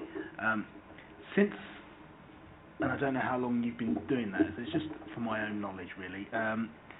Since the Carillion sort of debacle, is that something that your industry has embarked upon more and more, or is it something that's developed since that? I'm kind of hearing that on the supply chain, you mean, or supply chain, social responsibility, taking care of the people that you work with. Because once Carillion collapsed, it was just that everyone was left in the lurch. I'm kind of getting feedback from other industries that that's what's kind of the construction industry has undertaken, that they will look after these smaller businesses a bit better than they were before. The Carillion impact was kind of devastating on the sector, and particularly the suppliers and the employees. I can only speak on behalf of SEGRO, and I'm going to say no. I think SEGRO. I think it's always been in the kind of SEGRO DNA to work with the community. That industrial estate that we created in 1920 had a strong affinity with local. Local people came from Wales across the country to work, to find jobs, and their families are still there today. And we've got examples of sons and daughters, working on the estate. They're not working for SEGRO, but they're working on the estate. The company, people before me, provided always around supporting the community. One of the focuses for the company is that if you looked at a deprivation map of London, and you overlaid our property portfolio, it kind of chimes neatly. There's kind of industrial areas, those really challenging areas. So we're investing in those areas. So I think any company that has a long-term interest in an area, any company that we hold our assets. So it's important for us to have a really strong relationship with the local authority and with the community. It's right, it's the right thing to do, but it's also it's good. It's for our business that we establish really, really strong. So I think it's always been part of our DNA. And other businesses do it. We were just always very, very proud. But if you join SEGRO, it's one of the first things you kind of learn about the company. And if I may finish, the presentation I gave today was in Slough about what would you like to be known as a business, your legacy? Would it be that you build really great industrial buildings, or would it be that actually your investment in areas transforms the lives of kind of local people? And I kind of know which one I'd want to be associated with. Thank you. I mean, your presentation's been great, and really enlightening, and I really like the philosophy of the company. I didn't know that until tonight, and I don't know how many of us sitting around here did know that. So there's probably less in the community who know that, and it's about how you get that message out to them that you're actually about that. Yeah, I think it's a really good point, and I think there's two issues. One, we're not kind of a consumer brand. You'll see our customer names on our estates, and you might see a little totem saying SEGRO. I also think sometimes we're a wee bit humble in this area. We don't really want to kind of shout about what we're doing, and because I close this item. I'll just check, James or Nigel, is there anything you wanted to add off the back of that? Just a very quick one. We talked about supply chains. Through both SEGRO and Barratt, they made a significant contribution to actually making supply chains opening up to local businesses real. Now, at the moment, there is a report going through which will sign off some funding which we're going to commit to the Chamber of Commerce, who will work with the local business sector to try and get them to the position where they're able to win those contracts. Exactly what Neil was talking about. Next meeting where the committee do the review, you will be hearing from the Chamber of Commerce in exactly this and what they plan as well as some of the local challenges. So there is some joined up thinking in terms of how we're trying to present this to you. Okay, thank you very much, gentlemen. You're free to leave unless you're particularly keen to stay for everything else.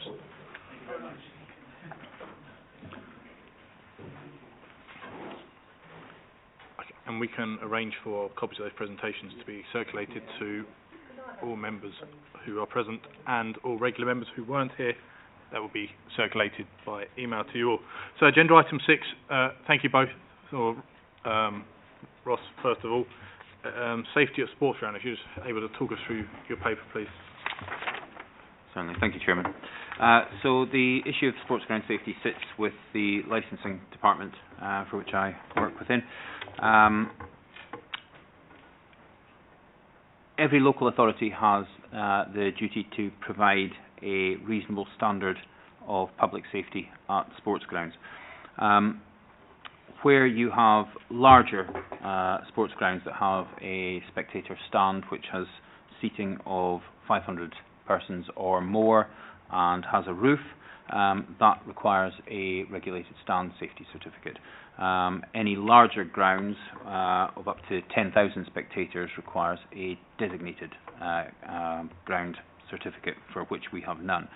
And small grounds, the likes of Uxbridge FC, Northwood, AFC Hayes, there's no certificate required, but the team that I work with, we endeavour to develop a relationship with each club and to encourage them to provide a reasonable standard of safety at the grounds. It can be quite challenging at times. The smaller clubs especially don't have a lot of funds to work with, so we try and take everything into consideration as best as we can. If you're talking about small numbers of spectators attending, the likes of 25 people perhaps on a Saturday afternoon, there's not a huge risk to public safety.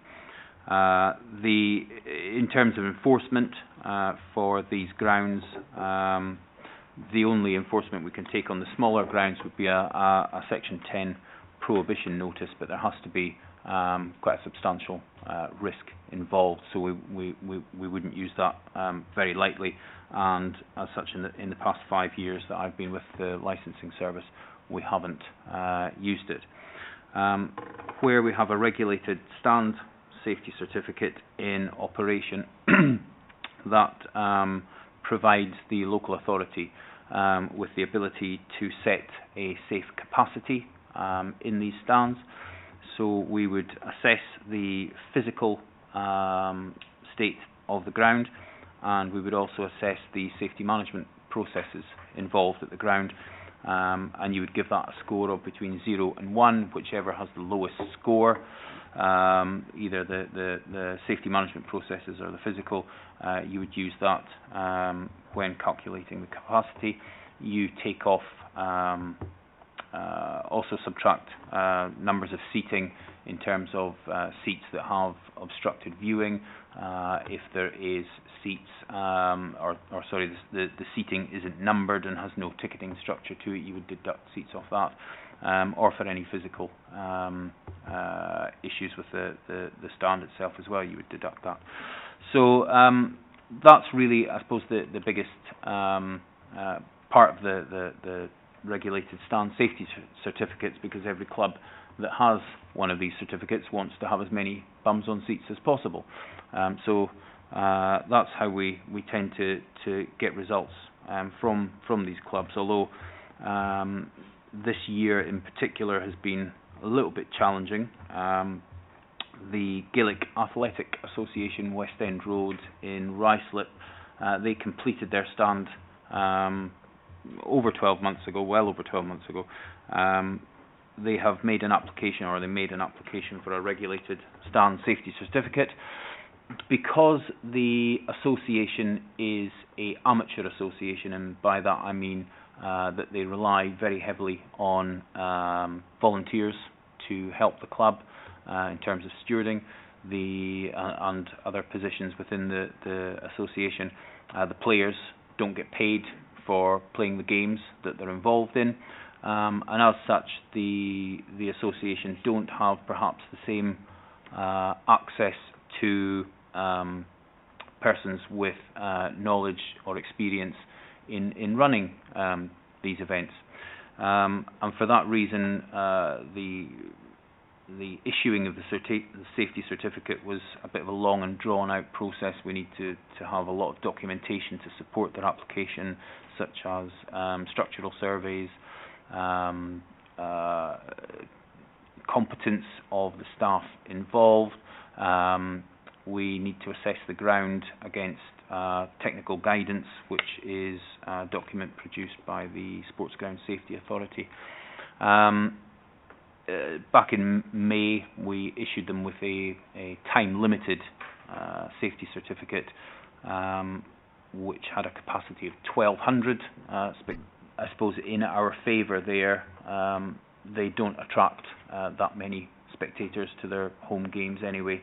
For an FA Cup game last weekend, they attracted 289 spectators, and Tuesday night just gone, when they were playing in the league against Metropolitan Police, they attracted 78 spectators at a home game. So it's not big numbers of people that we're talking about, but you don't need very large numbers of people to be involved where incidents can occur and people can be injured or worse.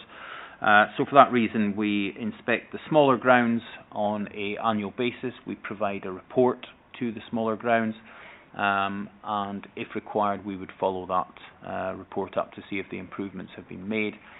If it's an issue which perhaps would be better dealt with by Health and Safety Department, for example, if there's an issue with steps or hand railings, something like that, we would refer that to the Health and Safety Department for them to try and pick up, whereas we would carry out the enforcement ourselves for the regulated stand safety certificates.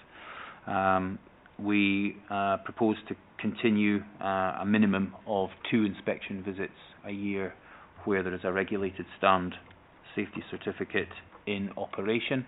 That gives us an opportunity to inspect the ground, certainly on an annual basis, to establish the physical state of the ground and to check on the safety management processes. And it also gives us the opportunity to then visit the ground once again while there's a game in operation. So we would go unannounced on a match day. We would look at whether the safety officer is fulfilling his duties during that game, whether he's briefed the staff properly, whether the staff are aware of emergency procedures, so what they would do in the event of a fire, if there was an evacuation required. Have the club been carrying out also emergency evacuation drills, things like that. So that's why we propose to continue with 2 inspections as a minimum a year for the regulated stands and 1 per year for the smaller grounds. Thank you very much. Open now to any questions. Councillor Tuckwell. Yeah, thank you for taking us through that. You answered my first question, which was around, is there an event happening when you conduct the inspection? So thank you for that. The other question I had in relation to regulated stand is, what assessment do we make in terms of the impact of access to the ground, and in particular the impact of the surrounding road network and parking and things like that? So is any account taken for that? Not specifically. Well, there is to a certain extent. I don't know if you're referring to a specific ground. Perhaps the Gaelic Athletic might be a good example. So the issue that we have with the Gaelic Athletic, or one of the issues that we have with the Gaelic Athletic Association, is that it tends to be feast or famine with them in terms of spectator numbers. So when I turned up on a sunny Sunday afternoon in September at 12:30 in the afternoon, there was probably about 10 or 15 people in the stand. By the time I left at about 1:30, 2:15, there's probably about 40 people there. So I don't think there would have been a huge impact on the local transport network on that day. I am very aware that on the days where they have a large event in May where they play in the Connacht Cup, they can get anywhere up to 6,000 people attending, which obviously does have a very serious impact. For going forward with them, because we've had these issues with them or with non-compliance, a report is going to be submitted to our legal department. What the outcome of that will be, I can't say, but there may be prosecution involved there. I think we're at the stage where they will surrender their current safety certificate, and a new certificate will need to be issued in the future. I'm now working with the I can't remember exactly his position. He's come from the Northern Ireland side, so he's the operations manager for 6 counties over there, and he's going to be heading up this because they've become aware of the issues that we've had. So it's important that I build up a close relationship with these people, and certainly going forward, traffic management will be something that we will look to build in to the planning of this safety certificate, because it has to minimise the impact on the community also. It also may be something that can be done under the Licensing Act, because they've got public safety provisions under that as well. Thank you. Councillor Allen? Thank you. I've got 3 questions actually. First one, where it says Hayes and Yedding completed their 2 seasons ago. Can you tell me what the capacity is? Currently? Yes. The current capacity, I believe, is 750 in the main stand, and 750? I think it's about 750 in the main stand, and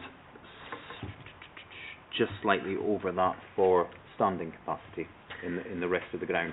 Although we don't actually strictly we don't enforce on that directly. The safety certificate only has effect for the stand.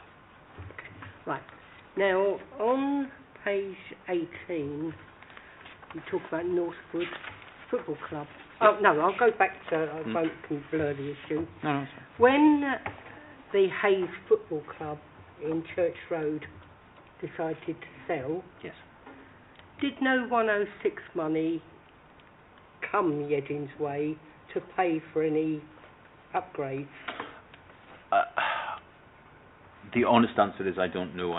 Could you find out for us, please? I can certainly try for you. Thank you, because that's what, when we spoke to the owners of the football club in Church Road, they were of the view that when they went, they would put something Yedding's way, because you know it was a famous ground, and they felt that they owed something to the community. Right. The other question is Yedding Football, Northwood Football Club. Now, I've read this and it begs a question. Does the council not put money into upgrading a site before they say to whoever's running it, would you like to take over the management of it? Because to my mind, I wouldn't see a ditch there and say, 3 people are kicking a ball around it, and hold up, would you like to manage it?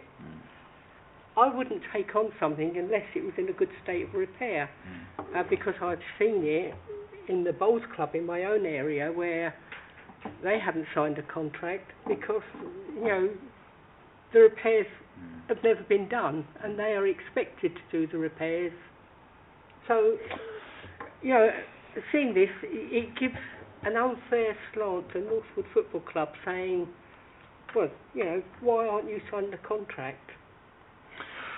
So the best way that I can answer that question is, I suppose, that may be best directed to our estates and tenancy department, because they're the team that would and are currently, and I believe they just have got a lease organised, and Northwood Football Club have accepted that. I suppose that the dangerous situation that we may have been in with Northwood, for example, is that they were occupying the land. There was no lease in place there. So if something did happen, then where would liability sit if somebody was injured or worse? In terms of the physical structures that are on that land, Hillingdon, to the best of my knowledge, have not provided any contribution to the spectator stand or seating or standing areas within that club. It's been the club that have built everything themselves off their own back from the money that they have raised. Saying that, they have done reasonably well in terms of grants from the FA over the years. Now that one of the main factors that has been to draw them to signing a lease is that they'll now be open to the Chrysalis Fund also, where they can get up to, I believe, about £100,000, which AFC Hayes managed to get a few years ago, which really helped the development of their ground, and especially in providing security measures to stop vandals getting in and smashing the place up. So, but it is a bit cheeky of a council, any council, saying to someone, come on, you need to sign a lease, and yet they're handing it to them in a bad state of repair, and then publicising the fact that they're not willing to sign a lease. I don't know if it was handed if it was particularly handed to Northwood Football Club in a bad state of repair, because there was nothing there before. It's Northwood that put everything there themselves, so anything that is in a bad state of repair, it was put there by Northwood, and it has not been maintained by Northwood. So the council still have a duty of care. Okay, I think on that one, that's probably an estates issue rather than the safety at sports ground. So if we just look at the recommendations within the report, I think the one that we just need to confirm, or if there's alternatives that can be justified, is on the inspection levels. So which, as Ross has described, for the major grounds is 2 per year, and for the smaller ones is 1 per year. Is everyone happy to agree that should continue? Yes. Yeah. Thank you. Can I ask a question here? You can, go to full council for agreeing? No, as per the recommendations, it goes to cabinet member for sign off. Oh, that's a change. Thank you. I think it's an annual report that comes to this committee. Every 2 years, but I don't think it goes to full council. Okay, not in the last couple of years though. Thank you. Agenda item, sorry Ross, thank you very much for that. Feel free to stay or leave us. Okay, agenda item 7, Ian, thank you. Sorry we've taken a while to get to you. I know you're doing your tour of the committees with your complaints update for us, which we have each year from you. I know the paper you provided gives the summary of the year, April 18 to March 19. If you're able to just talk us through some highlights, I'm sure we'll have some questions afterwards. Yeah, it's quite dry to start with, really, in terms of the, just to give you the figures, I suppose, is the informal complaints. I think that on page 23, the table 1 sort of sets out the broad sort of number of complaints that have been received. Total number of informal complaints when compared with 2017 to 18, by and large, is pretty much the same.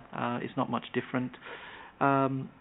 The only thing that I would say to you, really, I suppose, is in terms of the informal stages to stages 1, 2 and 3 of the complaints procedure.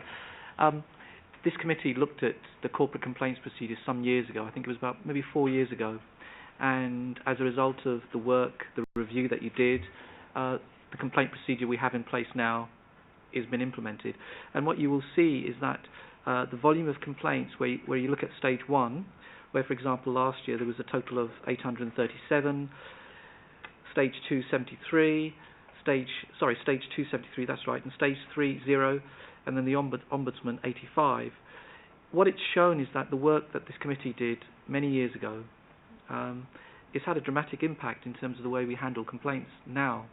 And I think it's to the benefit of the actual residents, because a lot of residents they don't want to go through a procedure, slavishly go through 1, 2 and 3 when they know really that the outcome at 3 is going to be the same pretty much as outcomes 1.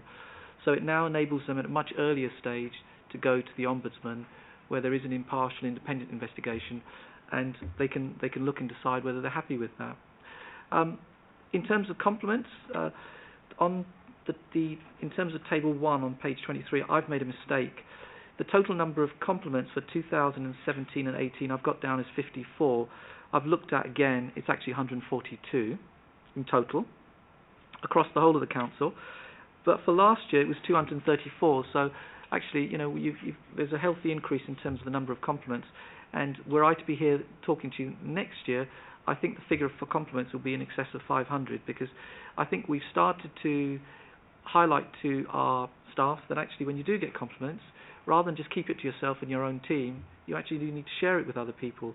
And it's now coming to me and my team, and so we're recording that. So I think you'll find that figure will go up in time. Members' inquiries, I think it's on page 26. You'll see that there's been a significant increase in members' inquiries from 8,110 to 11,308 last year. Waste services just dwarfs everything. There's 5,800 odd in terms of waste services, and the rest is sort of minimal. What I would say about resident services, members' inquiries generally, they're generally fairly straightforward to deal with. But whereas the volumes are smaller for social care, they're much more difficult to deal with, because the issues there are much more tricky. That needs careful consideration and does need time. There was two really things I just wanted to say before open it up to any questions that you may have. One is that I think just talking about complaints as a whole that the organisation deals with, one of the factors that I always look at is, what does the Ombudsman actually think about the way we've actually handled a complaint? So, for example, if you think about the total number of complaints that we dealt with at stage 1, 837, the number that went to the Ombudsman was 85. What's significant about that is that of all the complaints the Ombudsman looked at, they only actually upheld 10. So if you look at where you start and where you end up, it shows that across the council, generally we're starting to get things right in terms of the way we process things. We don't always get it right. We do get things wrong. And where we have, I believe there's a culture where we have to put our hands up and put it right. The difficulty we've got is that sometimes there are entrenched views in terms of what the council believes it can deliver and what a resident wants. And I think where the problem occurs is where it's a policy issue, and that the main ones where that occurs generally will be in the council's social housing allocation policy, where people believe that our application is wrong, and we believe that actually we're applying the policy correctly, and that's where you end up with a clash. You also end up with difficulties in terms of the application of council tax housing benefit, because there are specific rules, and sometimes people are not happy with the way we process that. And one of the cases that had a public report which went before Cabinet was actually to do with a housing benefit claim. It happened 2 years ago, but it takes a while to filter through the complaints process. A person, for whatever reason, we got it wrong. We should have stopped her housing benefit claim. We didn't, and it carried on for a little bit longer. And what happened is, after a while, it accrued a significant amount of money that we'd paid to her. We wrote to her, asking back for the money, which is we're entitled to do. But then a series of ways we handled it, we got it wrong. So she had some disability, and she asked for a named person to respond to. So we ended up giving her mailboxes, which just didn't work for her. And then it was a follows of series of things that just went wrong. And unfortunately, in some cases where one thing goes wrong, it just follows that other things go wrong as well. And we got that one wrong, and we've addressed that situation. We put the person back to where they were, but from her perspective, it wasn't great, because it took a long time for her to put that, for us to get it right.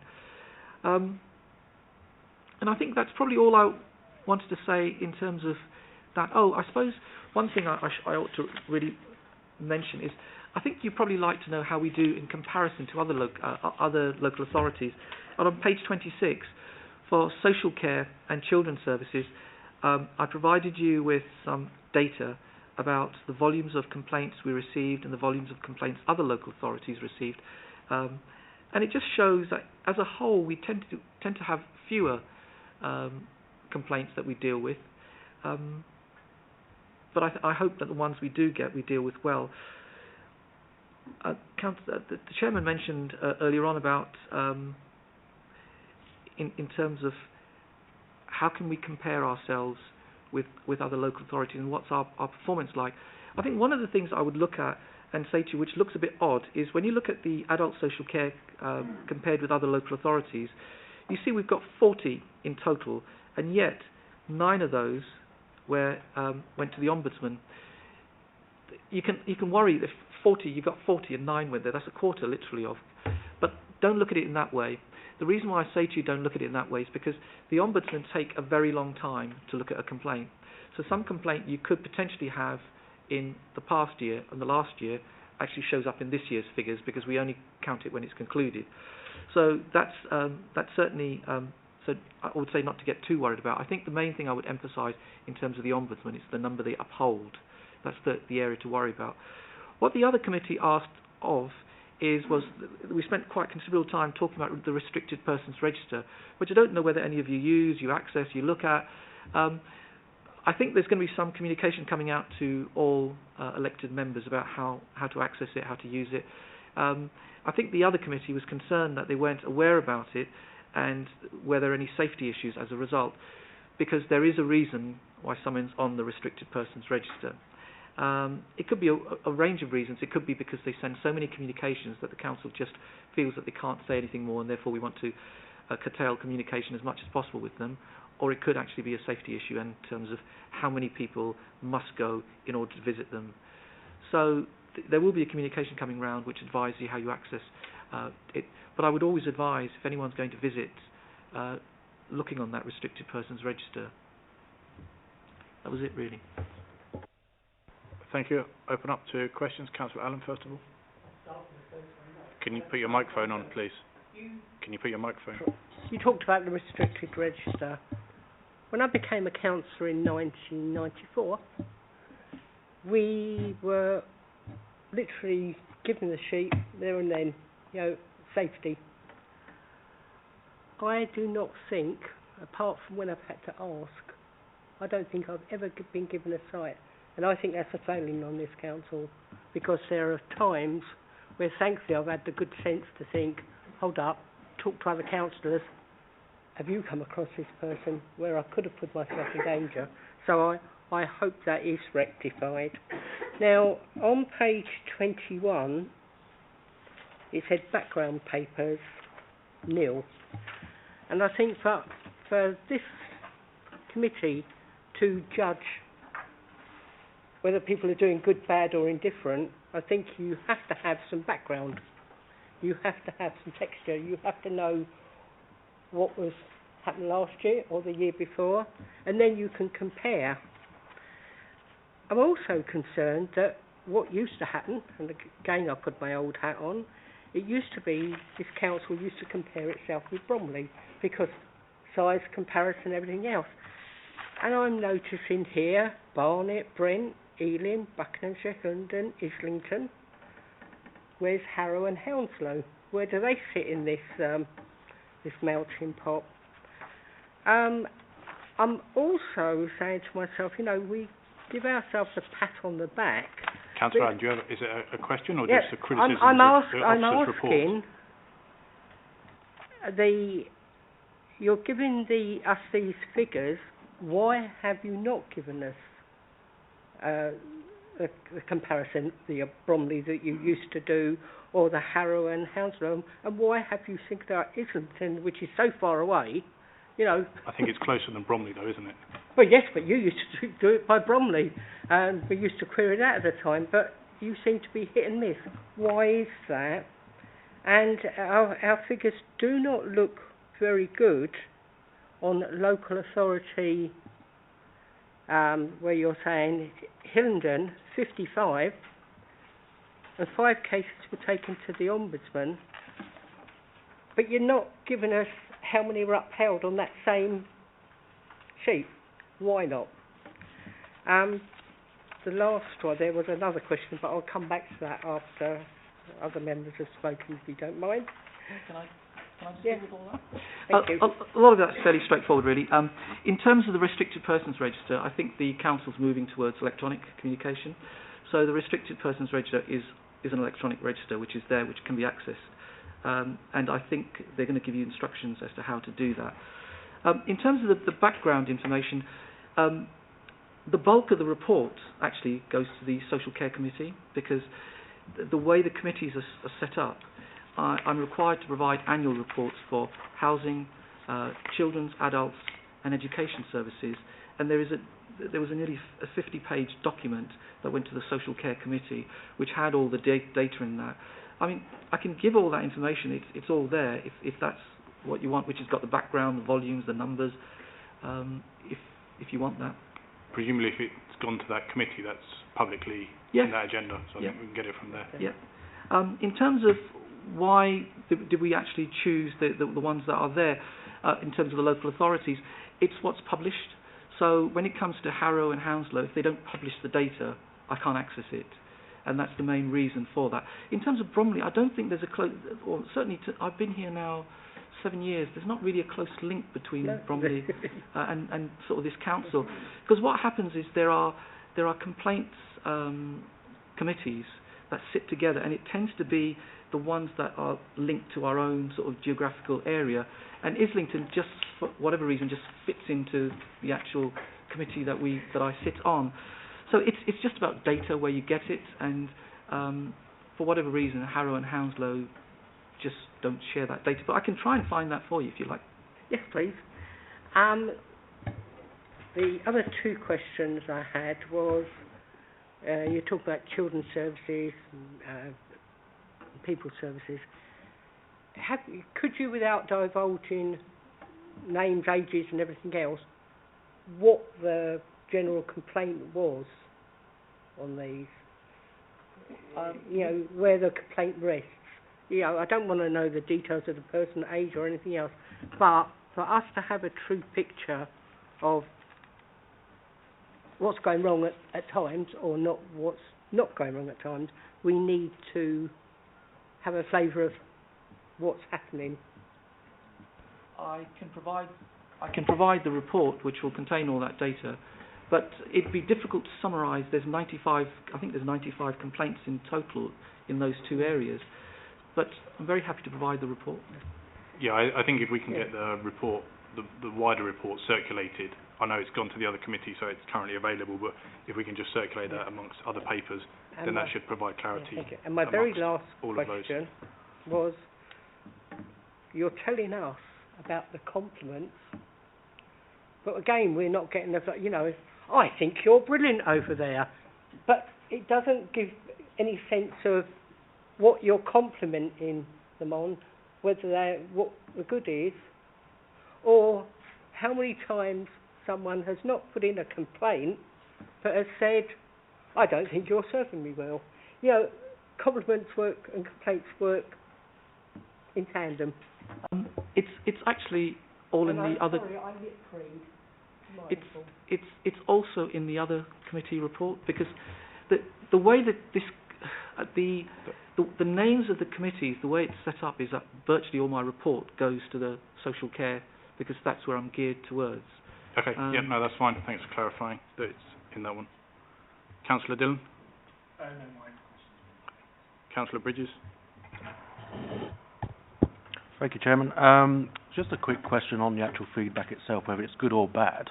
Presumably most of the residents make the effort to find the contact details and put their comments appropriately. I was just wondering, in terms of officers and staff that deal with residents on the front line, in, for example, email, which is mainly the main use of contact these days, is there a section at the bottom of the email which says, how do we do today, or is there a link to the website where they can submit the comments if they wish to do so? It may sound a bit corporate. I know a lot of businesses do it in this day and age, but it might be a suggestion you may want to look into. Yeah, it's. I suppose we don't invite feedback in that way. What tends to happen is a lot of it is based on the website. So, for example, if someone wants to give a compliment or a complaint, it's the same form they use, and they just submit it, and we get it, and we record it from there. But you are right that the majority of compliments actually come from the email where people do that. But the ones that are most, and actually, Councillor, if you could, some of the ones that you could read, particularly on children's services, people send cards, people send little letters where they've written down what impact we've had on the lives of those people. And actually, when you read some of those stories, it's such a pleasure to read. And you will get it when it comes with the other report. Can I just say, we are critical free. We are not criticising personally. We are saying, what do you do wrong? What do you... Councillor Allen, your microphone's not on. As councillors, we are critical free. Councillor Bridges with his follow-up question. Thank you, Chairman, and thank you, Ian, for your answer that you gave.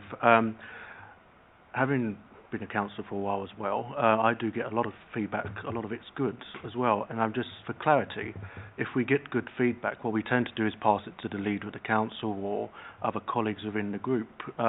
Presumably you're also a point of contact who we can pass that feedback on to, and it'll be registered officially, will it?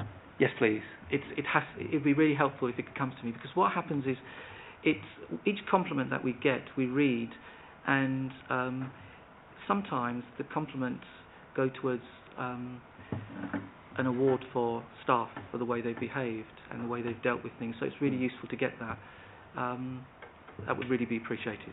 It might be worth, Chairman, perhaps reminding all councillors of that avenue to go down if they wish to pass on the feedback. And also, sorry, one more thing if I may. In terms of compliments, do you class a compliment from a councillor to a member of staff as an official reading?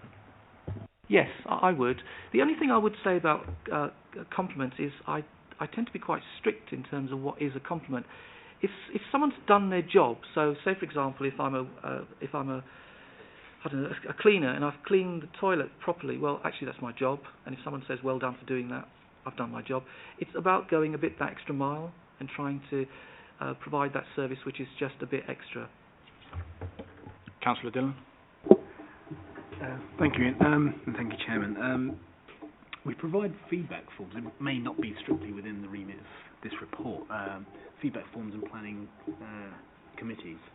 Do those get recorded? And I don't see them.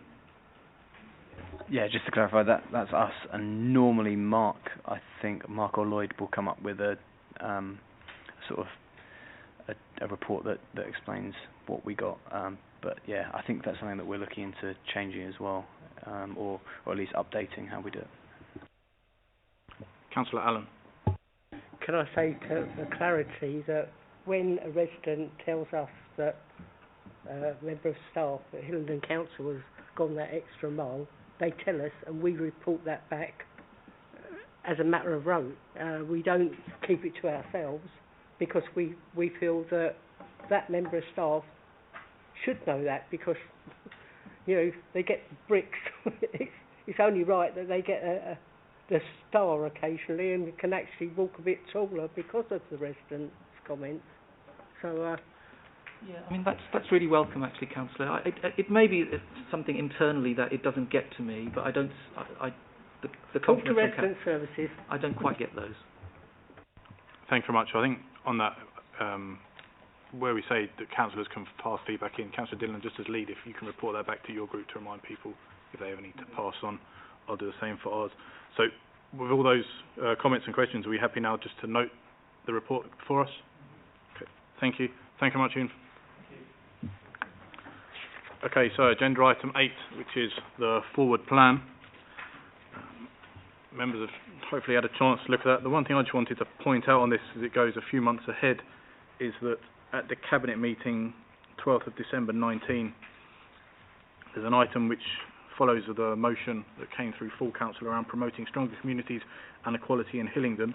Just a note on that also this committee, we're having a single review on community cohesion coming back to us in November, which a short report, not a full review, because we did a big review previously, which is from Fiona Gibbs, who is the same officer on that. So it'd just be interesting when she does that report in November, how that ties in with that wider piece. Does anyone have any comments on the forward plan?